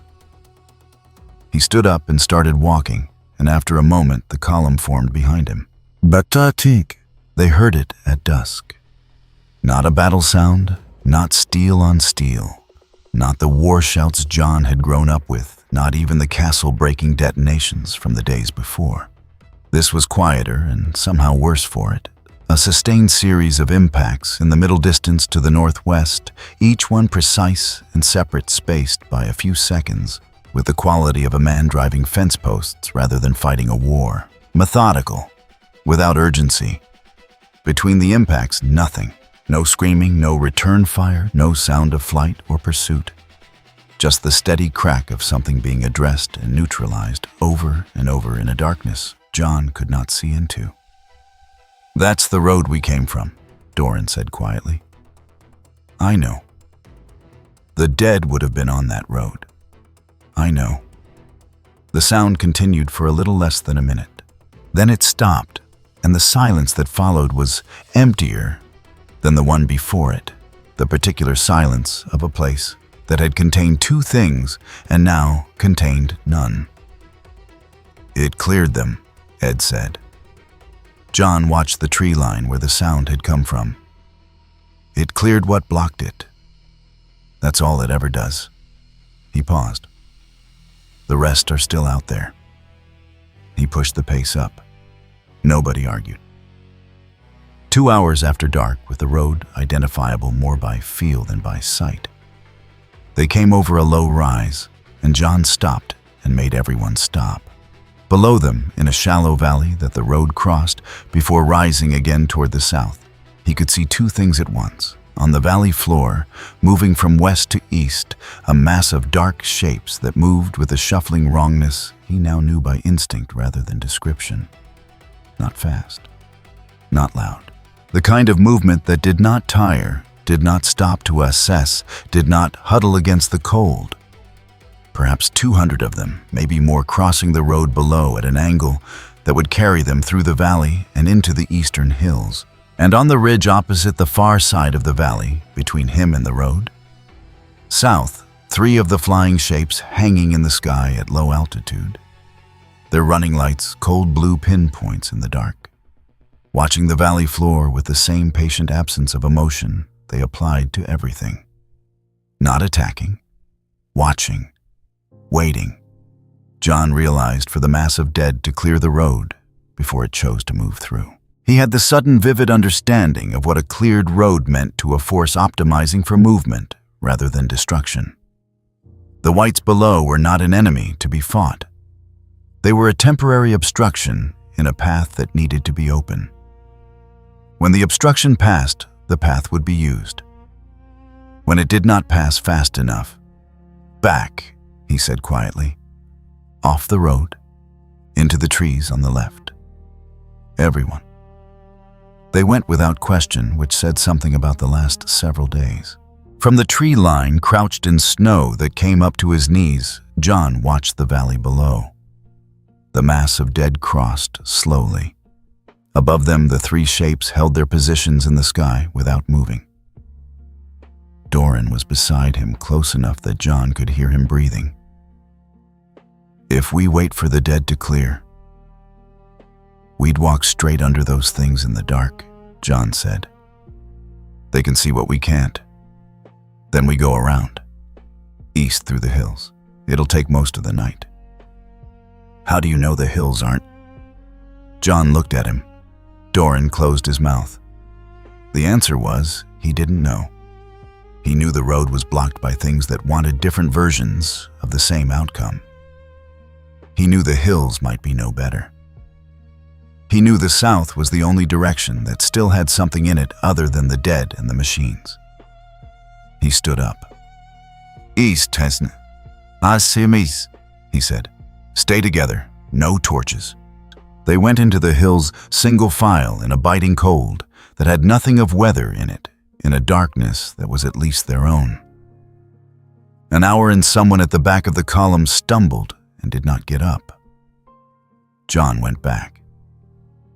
A woman older, one of the Winterfell household staff, who had made it this far on sheer stubbornness. She was breathing. She was also done walking. He could see it in the way she sat, not exhausted, but finished a different thing. He crouched beside her. She looked at him with clear eyes and said, "Go on." He left two people with her. They were the ones who'd insisted. He kept moving and did not let himself calculate whether two people waiting with her was two people saved or three people lost. 20 minutes later, Doran grabbed his arm from behind and stopped walking. The rest of the column halted on instinct. Ahead, in a gap between two stands of pine, three shapes stood on the hillside. Not moving, not facing them, facing downslope toward the valley where the HK aerials still held their positions. The three shapes breathed no fog into the cold air. Their heads were down. Whatever they were watching or waiting for, it was not the column of living people 30 feet behind them. John held the column still for a full minute. Then very slowly, he took them east-wide, around the gap through thicker brush that tore at clothing and caused noise. He didn't have to spare. Nobody spoke. Nobody's boot snapped a branch. 40 people moving through a winter hillside in dead silence because the alternative was worse. The shapes did not turn. By the time pale gray light began to separate the sky from the ridgeline, they had found the road again 3 miles south of the valley.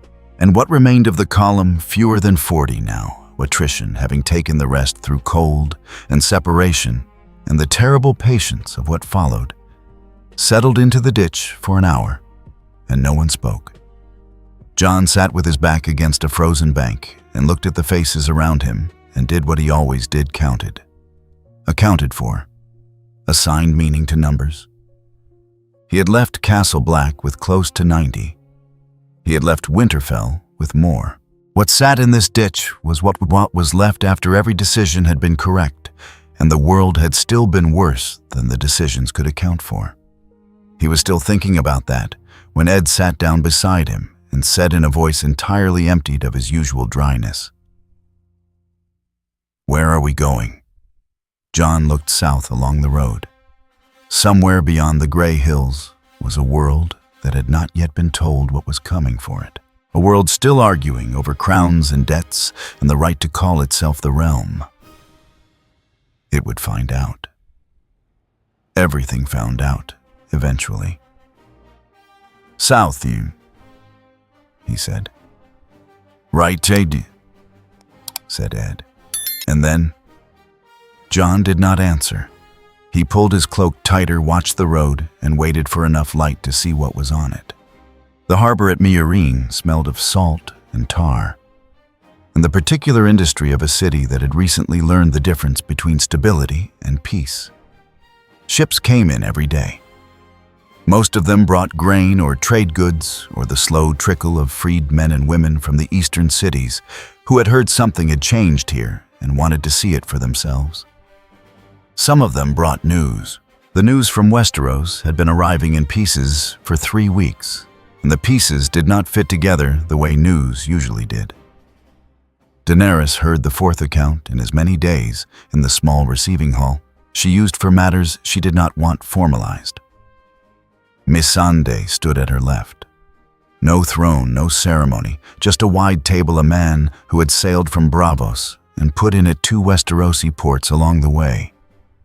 And a story that did not get simpler the more she heard it. "The wall," she said. "You're certain it was the wall?" "What I'm certain of, Your Grace, is that the men who told me this were not men, given to inventing their terrors. The Captain Westerosi by origin, gray-bearded with the careful eyes of a man who had learned to charge more for honesty than for flattery, spread his hands on the table. They said the North is burning. Not from within, not from war, from something that came down from the far north and did not stop. Something. No one I spoke to had a word for it that matched anyone else's word." He paused. "Iron men that don't fall. Things that fly and burn stone. And the dead, Your Grace, reports of the dead rising, which I know sounds like the sort of tale men tell after too much wine, except that the men who told me this were sober and frightened, in a way that frightened men don't generally manage to fake." Daenerys looked at the table. On it, set out by Missandei before the captain arrived, 3 prior testimonies written in the cramped shorthand of people trying to transcribe panic. She had read each of them twice. The wall had fallen, or the wall had been bypassed, or the wall still stood, but was meaningless. Castle Black was destroyed, that much appeared in every account. The North was overrun. Winterfell was gone or going. The attackers were demons, or war machines, or sorcery given form, or something the scribes had simply declined to name because no name in their vocabulary was adequate. She looked up at the captain. "What do you believe?" He considered the question with more seriousness than most men gave it. "I believe the north of Westeros is dying in a way it hasn't died before. Whether it's sorcery or something else, the pattern of it is wrong. Castles don't fall this fast. Armies don't break this cleanly." He met her eyes. "I've seen war. This isn't war as I know it." She dismissed him with thanks and sat for a moment in the quiet. "4 reports," Missandei said, "from 4 different sources, none of whom have spoken to each other, all describing the same pattern." Daenerys set down the last scroll. "That's not rumor. That's signal." But Sir Barristan found her on the terrace an hour later, looking out over the harbor. The sun was low, throwing orange light across the water and the masts of the fleet she had assembled over 18 months of work she would have preferred to spend differently. "You've read the accounts," she said without turning. "All of them." He came to stand beside her. "The small folk in the city are talking. Word travels fast in a port. What are they saying? That Westeros is at war with something that cannot be fought." He paused. "That the old world is ending. Is it wrong?" Barristan was quiet for a moment. He was old enough to have seen several things that were supposed to be impossible and had happened anyway, and it had made him careful about dismissing the improbable. "Something is happening that is consistent across too many accounts to be fabrication. Beyond that, I can't say. Tyrion thinks we should wait for better information," she said. "He says we don't know enough about what we'd be sailing into. He's not wrong about the information. No. She looked at the harbor. He's wrong about whether we have time to wait for it. She turned from the railing. If the North is already gone, and the attackers are moving south as every report suggests, then by the time we have complete intelligence, there may be nothing left to intervene for. You intend to go. I intend to do what I have the means to do. She said it simply the way she said things that had already been decided. If there is a force destroying Westeros, and I have the only weapons that might matter against it, then staying here while it finishes the work is not something I can justify to myself. Or to them.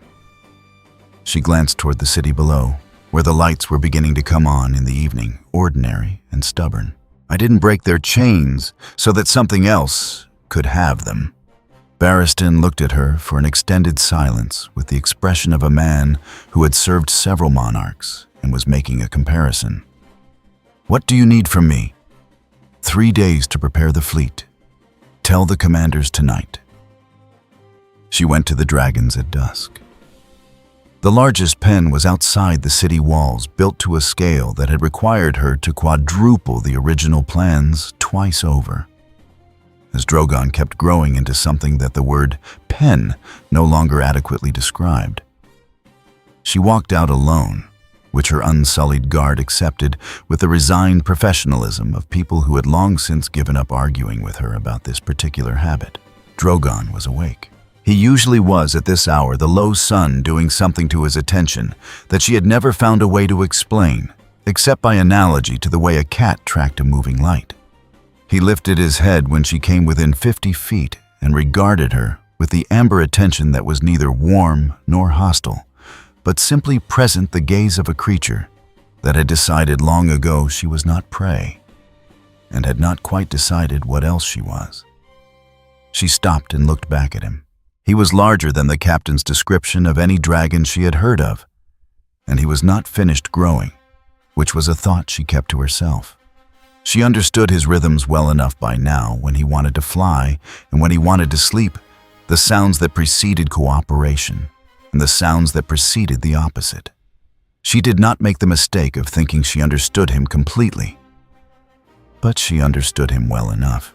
Rhaegal and Viserion circled above, lower than usual, drawn down by something in the air or in her. They did that sometimes. She did not pretend to know why. She stood there for a long time while the light went out of the sky. She was asking him something that had no words. She knew that. She asked it anyway, in the way she had learned to ask, not as a command, not as a plea, but as the statement of an intention that she was making in his presence, because he was the thing that made the intention real rather than theoretical. He lowered his head slightly. Whether that was an answer or just a shift in posture, she could not be certain. She had stopped needing to be certain about it. 3 days, she said aloud, for herself as much as for him. She walked back toward the city through the dark, and behind her she heard the sound of large wings settling, and then silence, and then the sea. Far to the north and west, in the ruins of a city that had recently stopped being a city, a process was running that had been running in some form since the reports from White Harbor had first accumulated into a pattern worth flagging. Repeated references to a flying creature. Consistent descriptors, large, warm-blooded, capable of sustained heat projection at close range. Location Essos across a significant water barrier. Status present and controlled by a human rider. No confirmed engagement data. No direct observation. Insufficient parameters for a targeting solution. The process filed the data and continued running. In the adjusted priority queue, aerial threat assessment had moved 3 positions up. The window for updating threat parameters remained open. When data became available, the queue would be served.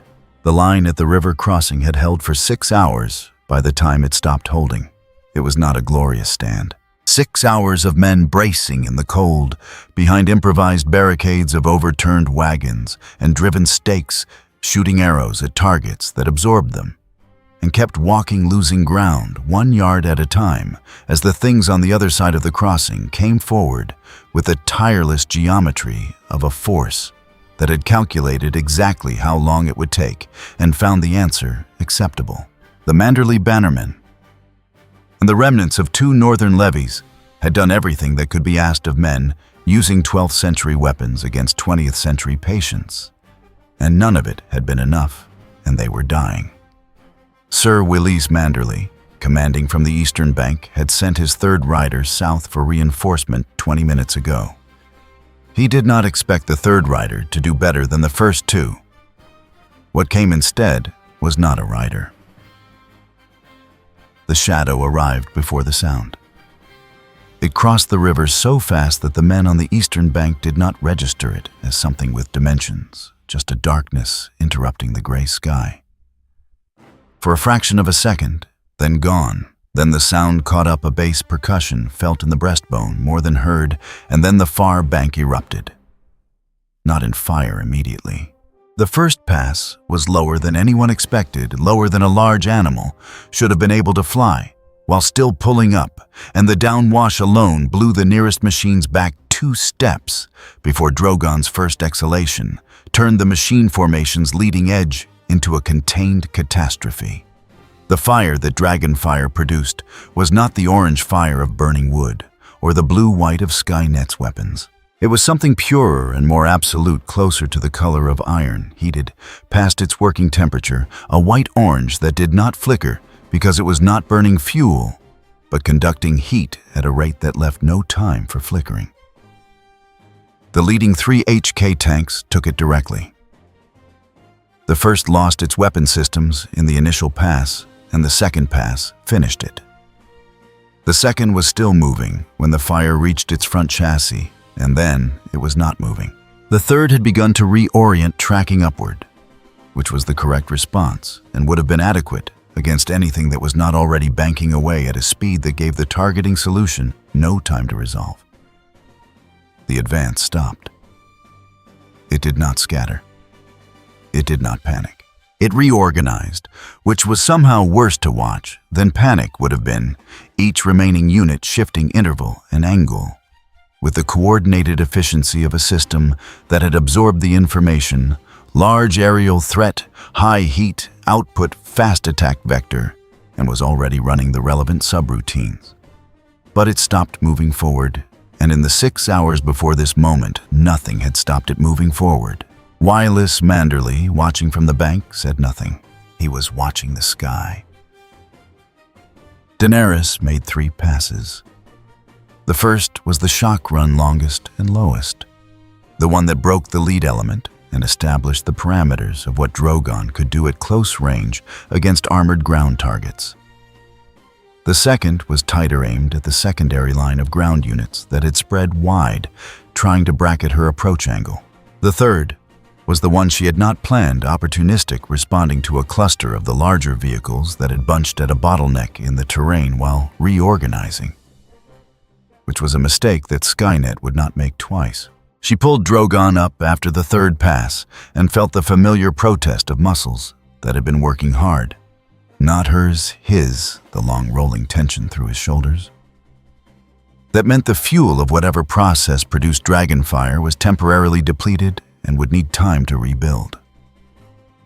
She had learned to read that signal the way a sailor reads weather. It did not mean done. It meant not now. Below her, the river crossing was a different thing than it had been 20 minutes ago. The machine force on the western bank had lost perhaps a third of its frontline strength. The material signature of what had been HK tanks lay scattered across 200 yards of riverbank. Not wreckage in the sense of something that had fallen apart, but wreckage in the sense of something that had been reduced the structural integrity of each unit, giving way to temperatures it had not been designed to withstand. Some still moved, which was a detail she noted. Slow compromised, no longer advancing, but not stopped entirely. That detail went into the part of her mind that was cataloging rather than feeling. The men on the eastern bank were making noise. She could hear it faintly even at altitude, not cheering exactly more the involuntary sound that people make when they have been holding their breath for 6 hours and have just been given permission to exhale. She understood the impulse. She did not share it yet. The machines had stopped advancing. They had not broken. There was a difference. She watched them reorganize from above and felt for the first time in this war that she was looking at a thing that was looking back at her with something other than indifference.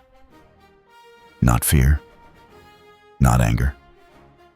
Something more calculated than either the quality of attention that a system gives to a variable it has decided requires reclassification. She turned Drogon southeast and descended toward the temporary command position where her advisors were waiting. Sir Jorah met her on the ground with the expression he wore when he wanted to say several things simultaneously and had not yet determined their order of priority. "The crossing is secure," he said. "For now." "For now," she agreed. "The Manderley forces are," he searched for the right word, "reconstituted. They appear to believe you've ended the war." She stripped off her riding gloves. "Tell them I haven't." "I did." They didn't entirely hear it. He fell into step beside her. "What did you see up there?" "I saw a force that lost a third of its lead element and immediately began adjusting formation without any apparent loss of command coherence." She looked at him. No hesitation, no confusion. The units that weren't damaged continued operating as though the damaged ones simply ceased to exist. She paused. "And I saw the aerial assets begin repositioning while I was still in the air. They were tracking me before I finished the third pass." Jorah was quiet for a moment. "But you burned them." "I burned part of them. Today." She stopped walking. "What I saw up there is something that does not break and does not stop. I changed one battle. I did not change anything that matters past today." He looked at her for a moment with the kind of consideration that had nothing to do with doubt and everything to do with calculation. "Then what do we do?" "We do it again," she said. "And again. And we watch how it changes each time. Because it will change." She looked back toward the river where smoke was still rising in 3 lines. "It's already changing." She was right. 3 miles north of the crossing, in the reorganized configuration that had taken 11 minutes to establish, after the aerial assault, a priority flag had been added to the operational parameters for the current engagement zone. New threat category, large biological aerial unit. Heat projection capability, confirmed at levels exceeding current material tolerance for forward chassis. Attack vector unpredictable within observed parameters. Rider confirmed as control element. Countermeasure analysis in progress. The aerial assets currently assigned to the zone had been reoriented from ground support to threat monitoring. 2 units had begun extended tracking loops at altitude. The data accumulation window was open. Previous engagements had generated sufficient intelligence to map the castle killing sequence, the cavalry suppression sequence, and the infantry clearance sequence. These had been adequate until now. Adequacy was not a permanent state. The thing that had come out of the southern sky and turned iron into slag had a flight pattern. It had a ceiling. It had a reload interval. The gap between the third pass and departure had been logged duration. Noted implications filed. It had a rider whose decision points could be mapped once sufficient samples existed. Samples were being collected. The window remained open. John found her at the river's edge at dusk, standing where the water ran fast over rocks that had not frozen despite the cold, looking at the western bank and the smoke beyond it. He had reached the crossing an hour after the engagement ended, with what remained of his column, fewer than 30, now augmented by stragglers picked up on the road. He had seen the aftermath before he saw her, the churned riverbank.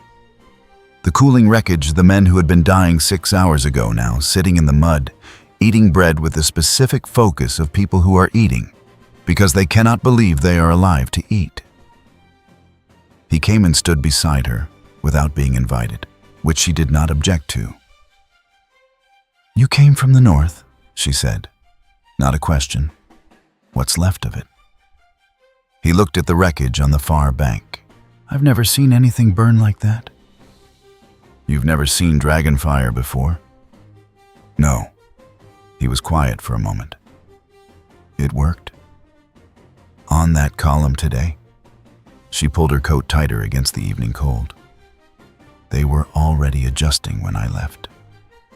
The flying ones, the ones they have in the sky, they were watching me, tracking me. You think they're learning how to fight you?" "I think they're learning everything." She looked at him sideways. "You've fought them longer than I have. How fast do they learn?" John thought about Castle Black, about Winterfell, about the valley where the cavalry had died. Fast enough that I wouldn't count on the same thing working twice. She nodded slowly, and something in the nod told him she had already suspected as much and had been hoping to be wrong. "We burned them today," she said. "That matters." "It does. But you don't think it's enough." He looked at the river, at the smoke on the far bank, at the cold sky above it where the day was going out and the dark was coming in.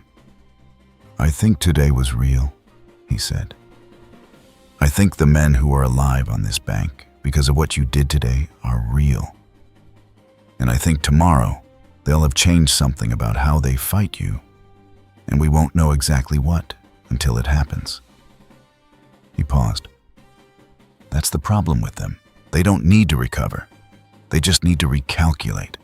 The river ran over the rocks, with the indifferent sound of water doing what it did, regardless of what happened on its banks.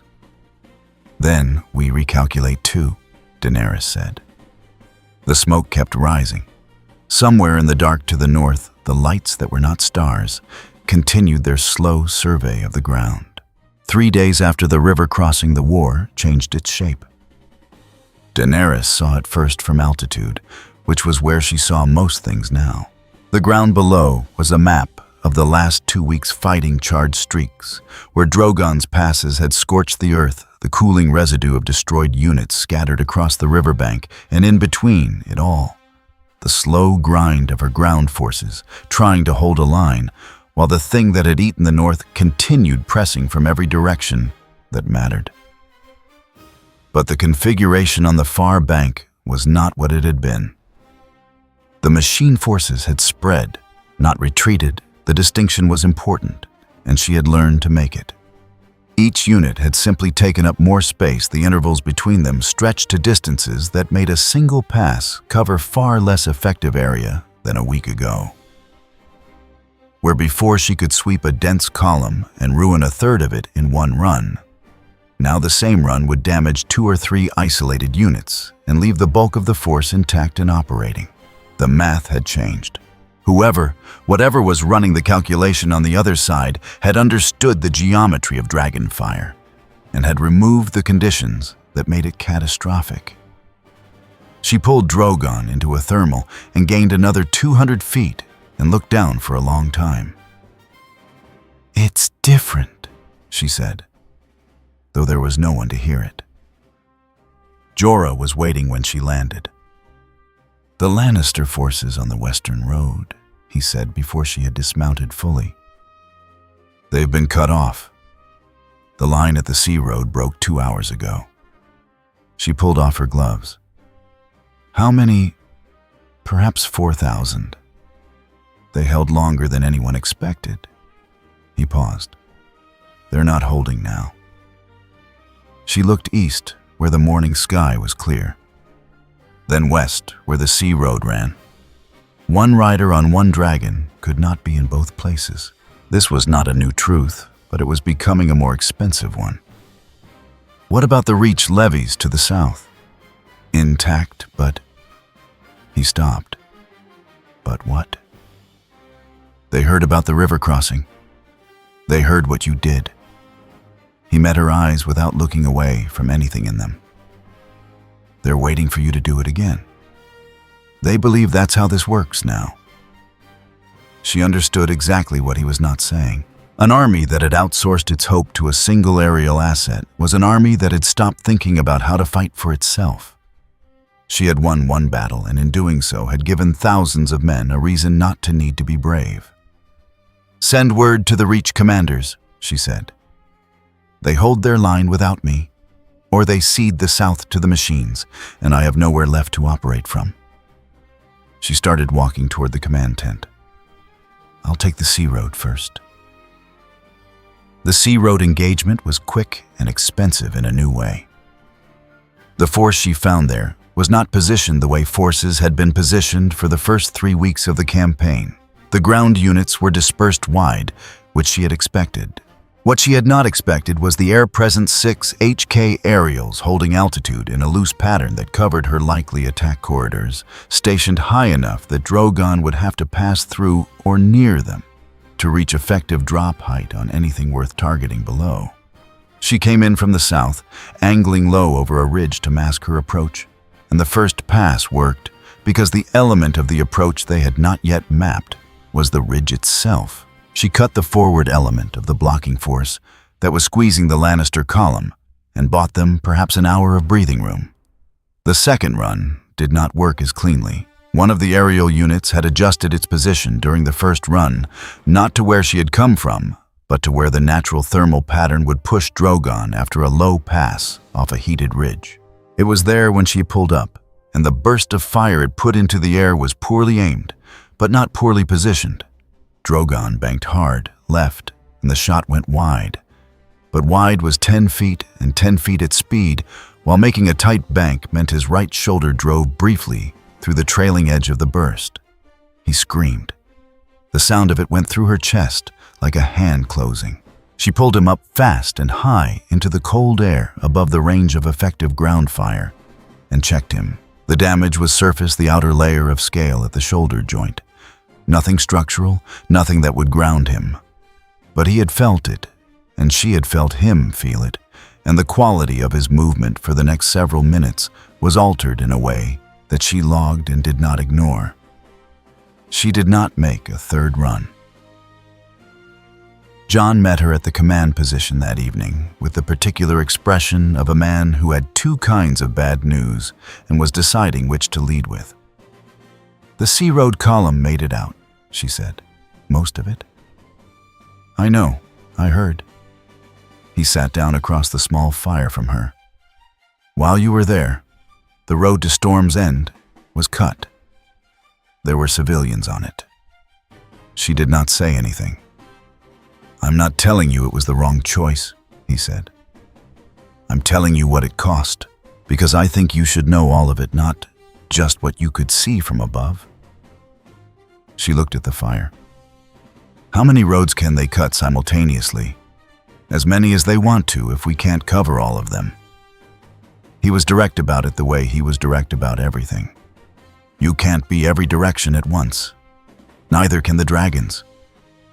Rhaegal and Viserion are not ready for independent combat operations without a rider who knows what they're doing."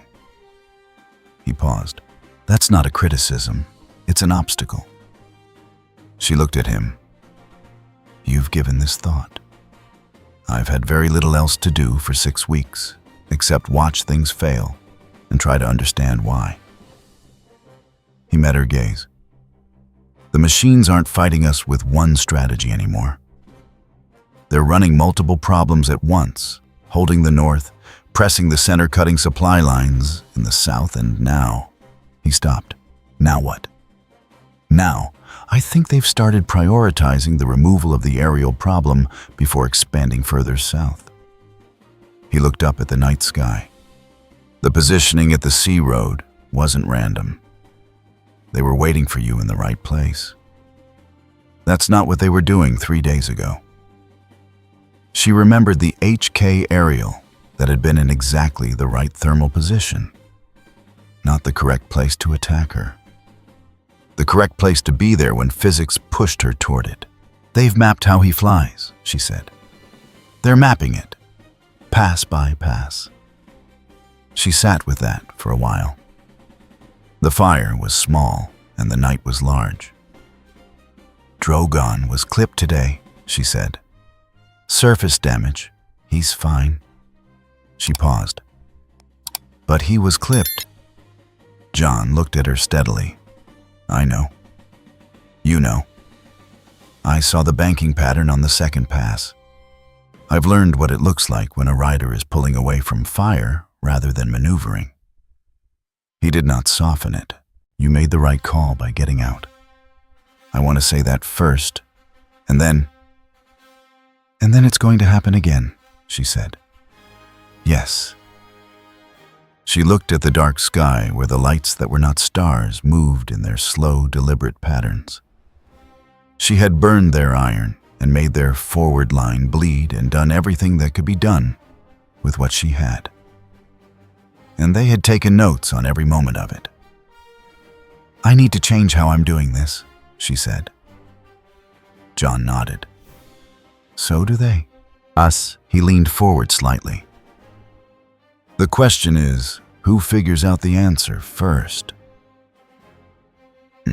Somewhere in the operational network that had no fixed location and no single node that could be removed. The data from the day's engagement was being integrated. The ridge approach had been a variable not accounted for in the previous aerial threat model. It had been added. The thermal recovery pattern after a low-altitude run off a heated ridge had been logged in detail: altitude regain rate, banking radius at various speeds. The riders observed tendency to favor the thermal rather than fight it. The shoulder wound on the large primary unit had produced a detectable change in its movement profile. That change had been recorded. The threat model was now on its 4th revision in 8 days. It was not yet complete. There were variables that required more samples. The upper ceiling the large unit would maintain, under direct fire pressure, the minimum altitude the rider accepted as safe for a combat pass. The behavioral difference between the primary unit and the 2 secondary units that had not yet engaged. More samples would be available. The 4th revision would not be the last. The message came at dawn. The crossing at the Blackwater Rush was being taken apart. Not in the way of a siege, not with rams, or ladders, or the theater of organized assault. The machine force had simply arrived at the river in the night and begun destroying the infrastructure. The bridge supports the ferry landings, the stone causeways on both banks, with the same systematic methodology it had applied to everything else. And the 4,000 people on the south bank trying to get north were now watching the last usable passage between themselves and the city disappear piece by piece. Among those 4,000 were the wounded from 3 separate engagements, 2,000 small folk who had been moving ahead of the fighting for 2 weeks, and Sir Davos Seaworth, who sent the message.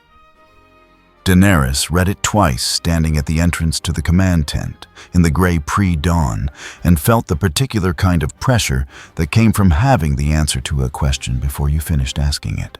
They chose that ford specifically, she said to Jorah, who was beside her. It's the last viable crossing south of King's Landing. They chose it specifically, she said again with different emphasis. They knew I would have to come. Jorah said nothing because there was nothing useful to say. She folded the message. Get Rhaegal's handler. I'm taking both today. Sent. She had not flown Rhaegal into a major engagement since Meereen. He was large enough now, not Drogon's size, but large the wingspan of a small ship. And in training, she had confirmed he would respond to her signals with enough reliability for coordinated work. What she had not confirmed was how he would respond to the specific pressure of a sustained engagement against an enemy that learned. That was the variable she was carrying when she lifted from the ridge north of the river with Drogon beneath her and Rhaegal angling up from the south camp behind her, his green bronze scales catching the first light. She had split them into 2 approaches deliberately, a tactic she had been developing for 2 weeks. enter from angles wide enough that herd firing could not address both simultaneously, force the aerial assets to split their attention before either dragon committed to a strike. It had worked once before at a smaller engagement on the coast. She did not know if it would work here. The crossing came into view. The machine force at the river was larger than Davos's message had suggested. Not dramatically larger, but meaningfully, so the kind of difference that indicated either the message had been sent before the full force arrived, or the force had been reinforced during transit. Either way, the concentration of the machines in the sky above it was heavier than anything she had flown against since the river engagement. 8 of them. Holding altitude in a pattern she had not seen before, not a defensive screen, not a loose watch position. A pattern she recognized it the way she recognized the approach they had set for her at the sea road, which was to say, the positions made no sense, as independent decisions only as parts of a coordinated response to a specific threat she embodied. They had done their homework on her. She adjusted Drogon's heading to come in lower over the south bank, below the angle their positions covered, and felt him respond with a slight tension in his flight that meant he was also reading the sky above them, and did not like what he was reading. "I know," she said. "Drek." The first strike landed clean. She dropped into the ford from the south, at the angle the machine formation's coverage had a gap in. She had seen it from altitude, a narrow window between the 2nd and 4th units of their pattern that their positioning did not fully close.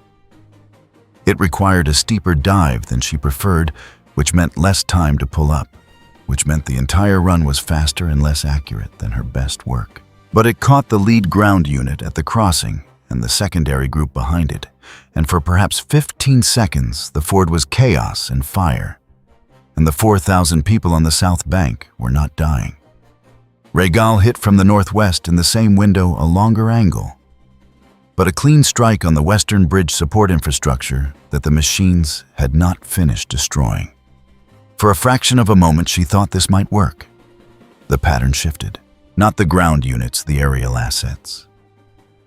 All 8 moved simultaneously, not toward her current position, but toward positions that made no tactical sense against her current position, toward where she would be in 12 seconds when she pulled up from the dive accounting for speed, and the thermodynamics of the south bank cliff face that would push her right rather than left on recovery. She had pulled right at the sea road. She pulled left this time. Drogon went with her, hard the muscles of his turn, engaging under her legs, with the full effort of a creature that was also afraid of something.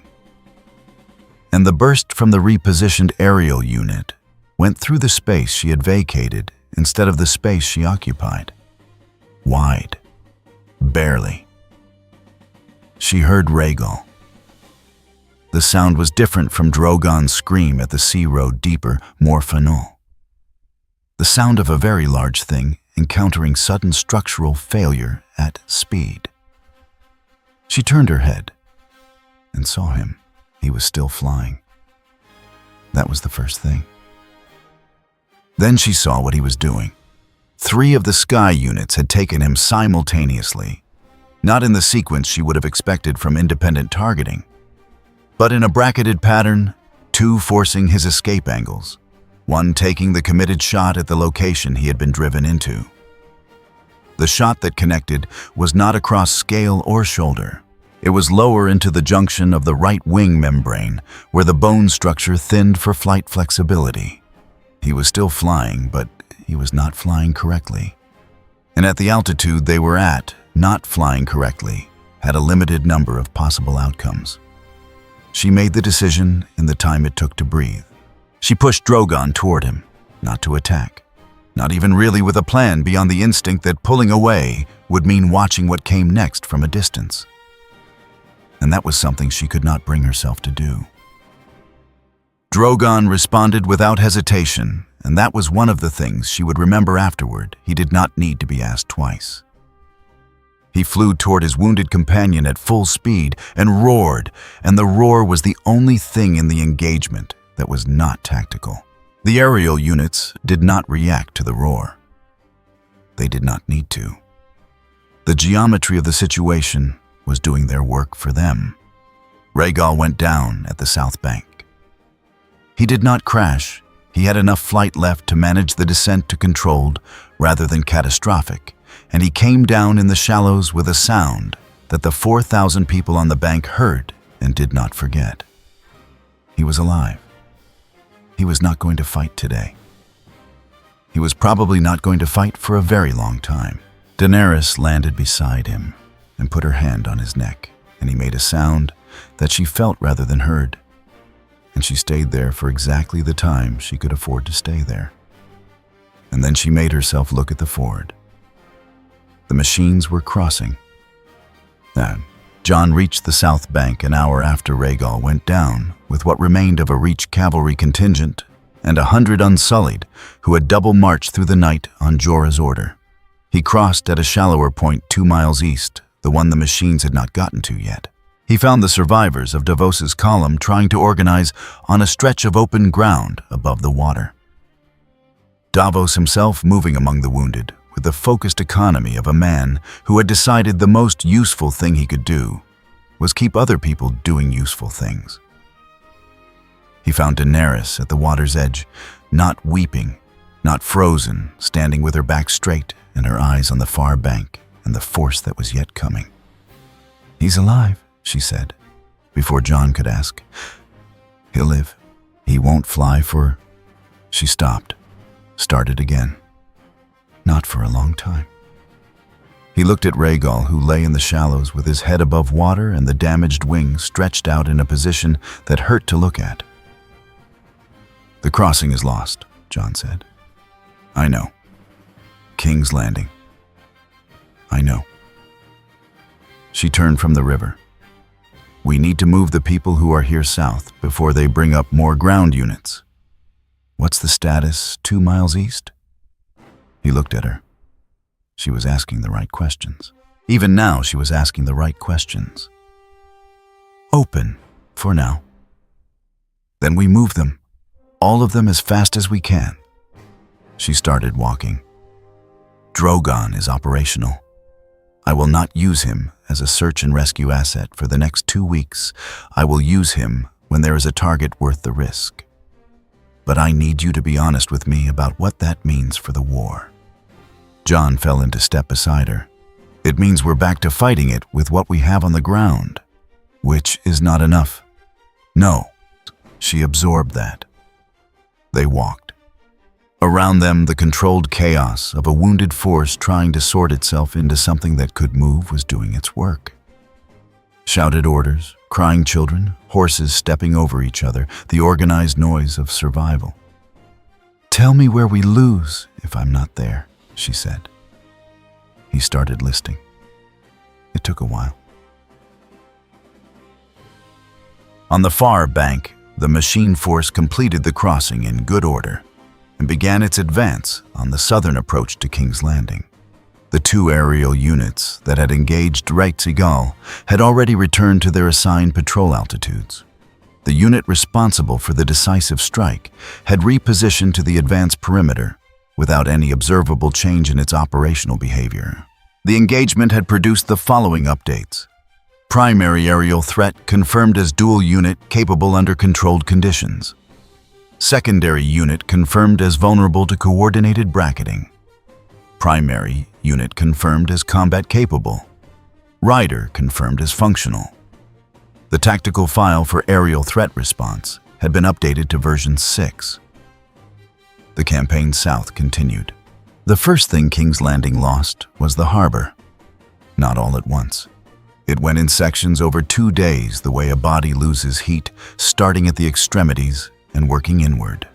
The easternmost docking platform went first, struck from a distance that none of the harbor chain's defenders had been trained to consider a threat. Then the second platform. Then the warehouse district on the north shore that stored the grain imports from the Reach, which had been the last significant shipment to arrive before the sea lanes tightened. Then the dock installations closest to the city wall, which burned with such efficiency that the harbor master's office sent 3 separate riders to the Red Keep to report the situation, before understanding that no report would be acted on in any useful time frame. The harbor master was the first person in King's Landing's senior administration to understand that the capital was not going to be relieved. He did not share this understanding widely because there was no upside to being the man who said it first.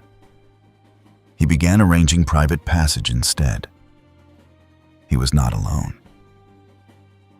Cersei Lannister held her small council meeting at the 7th hour of the morning in the throne room, rather than the council chamber, which was a choice she did not explain and did not need to. The Iron Throne was behind her.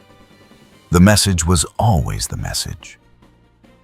Grand Maester Pycelle was dead of a lung infection 3 weeks prior, which was irrelevant except that it meant there was no one in the room whose primary instinct was to survive long enough to be useful to whoever came next. The people who remained were each in their own way invested in Cersei's version of events, continuing to be the version of events.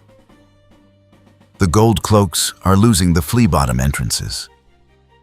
Sir Meryn Trant said, not because he thought she did not know, but because he had been told to report, and reporting was something he could do without deciding anything. The crowds have been growing since last night. There are approximately... I don't need an approximation, Cersei said. I need those entrances held. The crowds are larger than the Gold Cloaks can contain without... Then reinforce the Gold Cloaks. With what, Your Grace? Lord Qyburn, whose title as Master of Whisperers had always been a polite fiction over a less polite reality, did not say this unkindly.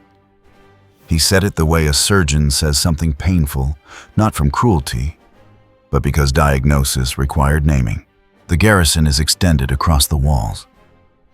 The Royal Harbor Guard is no longer functional, and the Lannister forces that came with your father have lost cohesion over the past.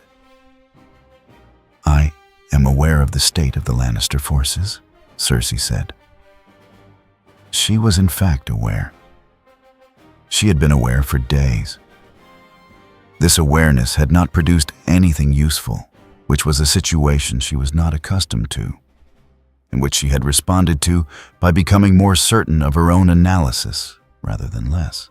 There is something else, Qyburn said. He let the pause sit for a moment. The caches beneath the city. Several of the locations near the harbor district are now in an area of active fire. The containment of the Mygor's network. The network is sound. The network was designed for peacetime containment. The temperatures that have been sustained in the harbor district over the past 18 hours are not peacetime temperatures. He held her gaze. If a breach occurs without controlled ignition, the propagation would be non-catastrophic if the seals hold. Yes, Qyburn said. If.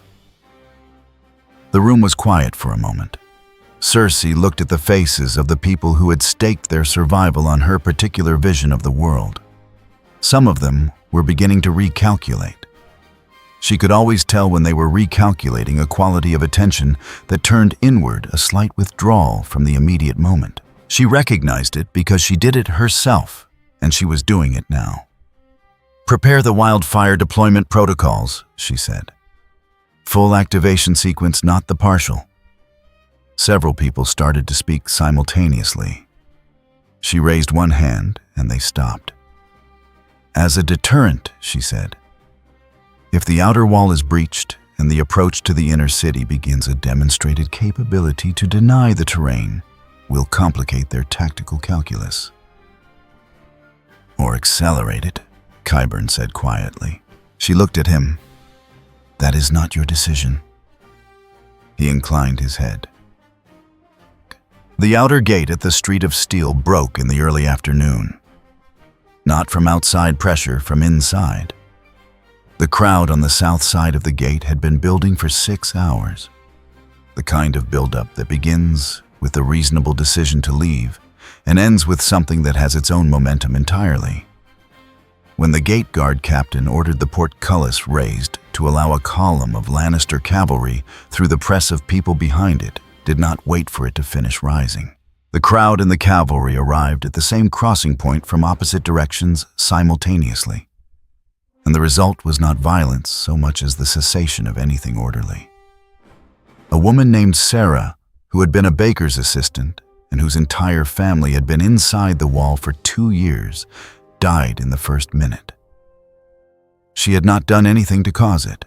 She had been in the wrong position when the mathematics of 400 people pressing through a space designed for 40 went past the point that human bodies could survive.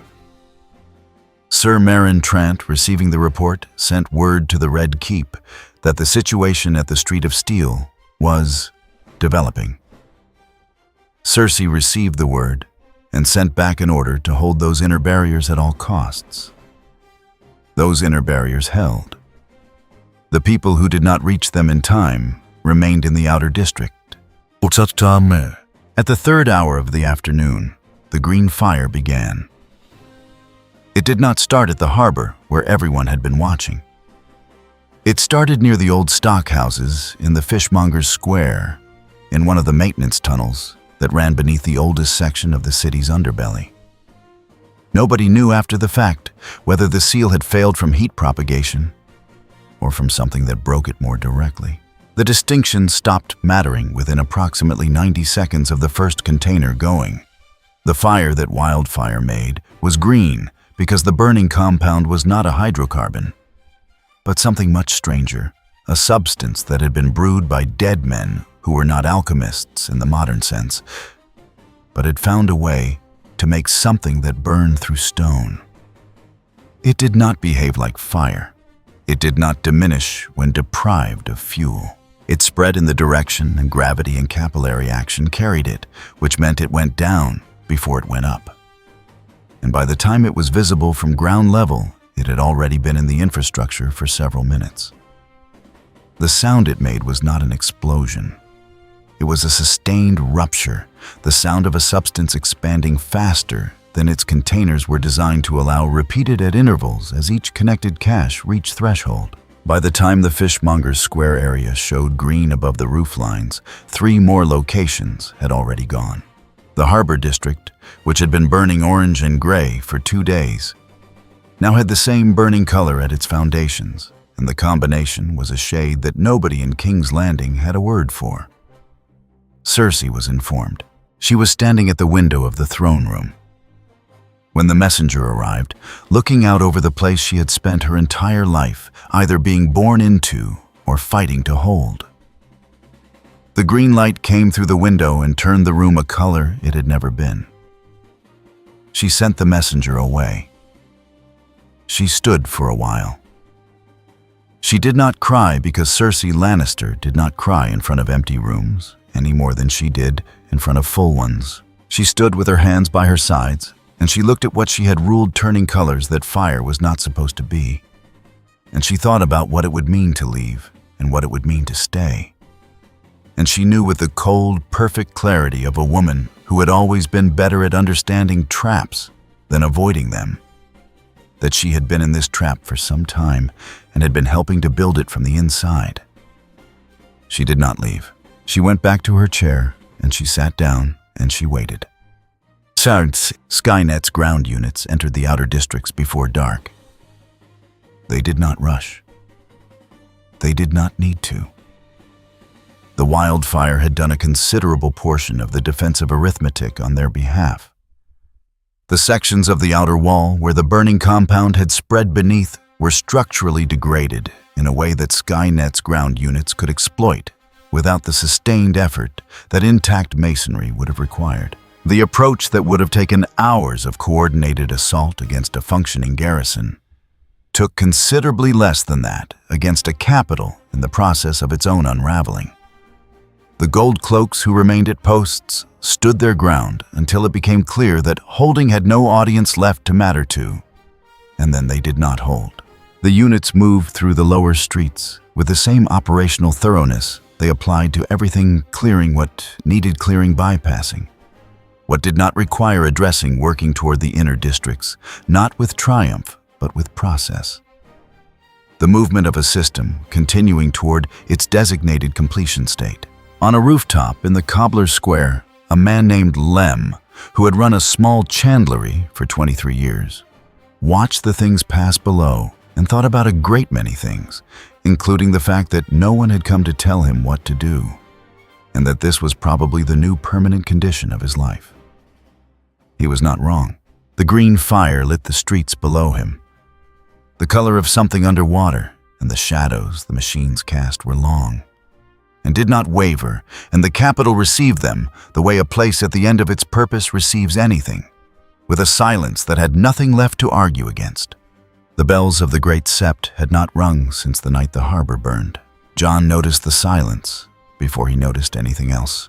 He had been in King's Landing for less than an hour, slipping through the eastern postern with 11 people, who were all that remained of the column he had brought south from the river. And in that time he had heard the sounds of a city being processed. Rather than a city being lived in the low thrum at intervals, the periodic crack of masonry, giving way footsteps that did not echo the way human footsteps echoed, because they were not human footsteps. What he had not heard was a single voice. No crying, no argument, no hawker, no cartwheel, no child. Just the thrum and the settling of stone and the smell of something that was not quite smoke and not quite nothing. He moved the 11 through the back alleys of the cobbler's district with the economy of someone who had spent 2 months learning to move in places where noise killed. Ghost ranged ahead lower than usual, ears back, when the direwolf went low. It was not fear, but information. The same signal he had always used. Something is near. That is not right. Jon had stopped asking which kind of not right. There was only one kind now. Left, he said. Barely breath. The 11 went left. They found shelter in a tanner's workshop 3 streets south of the Street of Steel. Or what had been the Street of Steel before whatever had come through in the night had simplified its architecture considerably. The workshop was intact because it was unremarkable, which was increasingly the quality that determined survival in what King's Landing had become. From a gap in the upper shutters, Jon could see a stretch of the main avenue. The units moved in pairs, mostly with the deliberate spacing he had learned to read as search pattern rather than transit. They were not rushing. They had all the time that time implied, and the pace they used was the pace of something that did not need to hurry, because hurrying assumed the possibility of being too late. And whatever they were looking for, they had clearly concluded had nowhere left to go. Twice he saw groups of people, not many, 4 here, 6 there, being moved along the eastern arterial toward the harbor. Not killed, moved. He watched the second group long enough to note that they were walking under their own power unhurt in the same direction. He did not know where they were being taken. He knew the direction and he knew the pace, and he filed those facts without reaching for conclusions he could not yet support. "What are they doing with them?" Ed said from beside him. "I don't know." "Right." Ed looked at the avenue for a moment. "Should we follow?" "Not yet." He pulled back from the gap. 11 people, including 3 who were injured enough to require assistance moving. Ghost. No meaningful supplies. And in every direction, a city that was now operating under rules no one had written for human survival. He had come to King's Landing because the road south had been the only road left, and because somewhere in the logic of remaining useful, he had fixed on the idea that finding other survivors organizing what could be organized would matter. He still believed it mattered. He was less certain than he had been about the time frame available.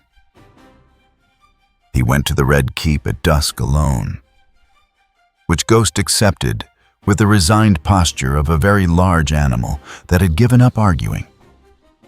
Not because he needed to see it, because he had started something at Castle Black, and this was where it ended, and there was a part of him that needed to put eyes on the ending, the same way a man needs to close a door behind him before he can think about what comes next. The gates stood open, not broken open in the way of a place that had been entered and not bothered to be sealed again, because the thing that had entered it had no concept of securing a prize. It had come through, assessed, moved on. He went through the yard past the stables where the horses were still in their stalls and would starve unless someone let them out past the armory where the doors had been removed from their hinges and stacked neatly to the side, past the kitchen gardens, which were the only place he had seen that looked entirely undisturbed, the winter cabbages growing in rows as though waiting to be useful. The throne room doors were open. He went in. The fire that had come through the lower city had not touched this space directly, but smoke had. Everything in the throne room was the color of things that have been in proximity to burning for a long time. A uniform gray-brown that softened edges and muted the gold and crimson that the room had been built to display. The great windows on the eastern wall had lost most of their glazing. Through the gaps, the last light of the day came in cold and sideways, laying itself across the floor in flat rectangles. The iron throne sat at the end of the room where it had always sat. It looked smaller than he remembered from the one time he had seen it smaller, or simply less charged, the way objects deflate when removed from the context that gave them weight. It was a chair made of swords, which meant it was a chair made of the instruments of death that had been surrendered to its construction over centuries. That had always been the point of it, he supposed. It was supposed to feel like the distillation of conquest. Now it felt like furniture. There was a figure at the base of the dais, not on the throne, standing at the foot of the steps, leading up to it, facing the hall, in the posture of a unit that had placed itself in that position because the position served a function. The light from the broken windows caught the surface of it on the right side, and the left side was shadow, and the eye in the shadow was a red point that did not waver. It was not looking at John, or rather, it was looking at everything in the hall with exactly the same quality of attention, which was the manner of a system monitoring rather than a person seeing. John stood at the far end of the hall and looked at the throne and the thing that was not guarding it. He did not draw a long claw. There was no point.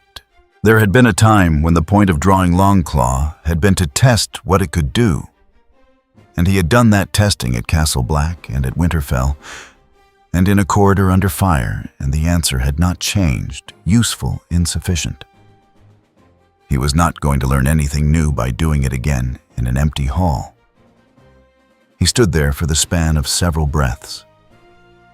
The hall smelled of ash, and the cold particular to spaces that have lost whatever heated them. Outside the broken windows, the last daylight was going fast, and with it any pretense that what remained of King's Landing was a city in any functional sense.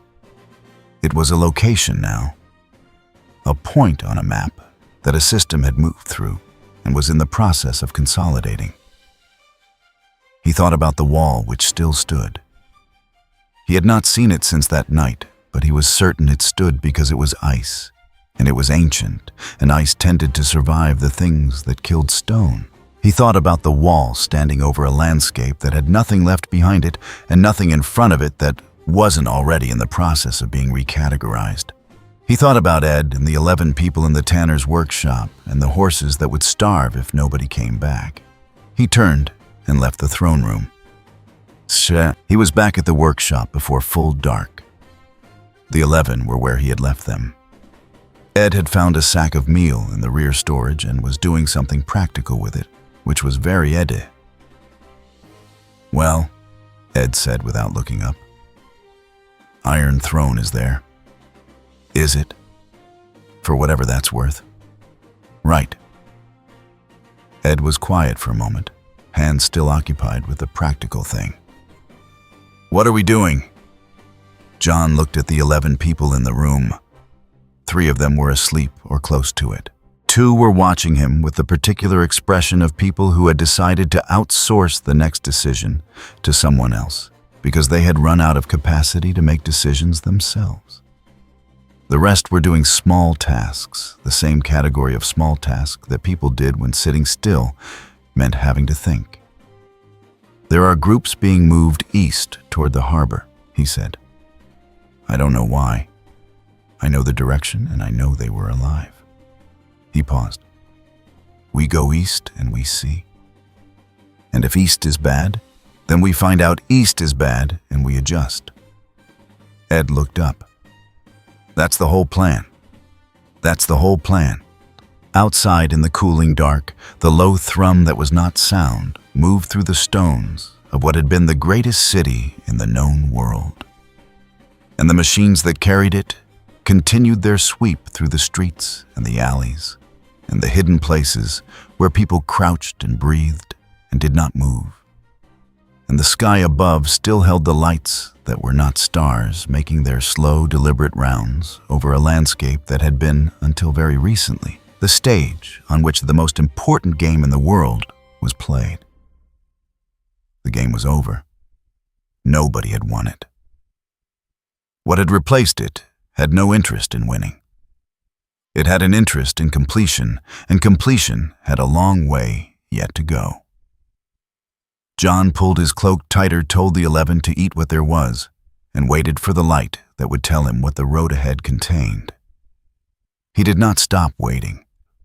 If you enjoyed this video, don't forget to leave a like and subscribe to the channel, and be sure to turn on notifications so you won't miss our future video. Thank you for watching, and we will see you next time.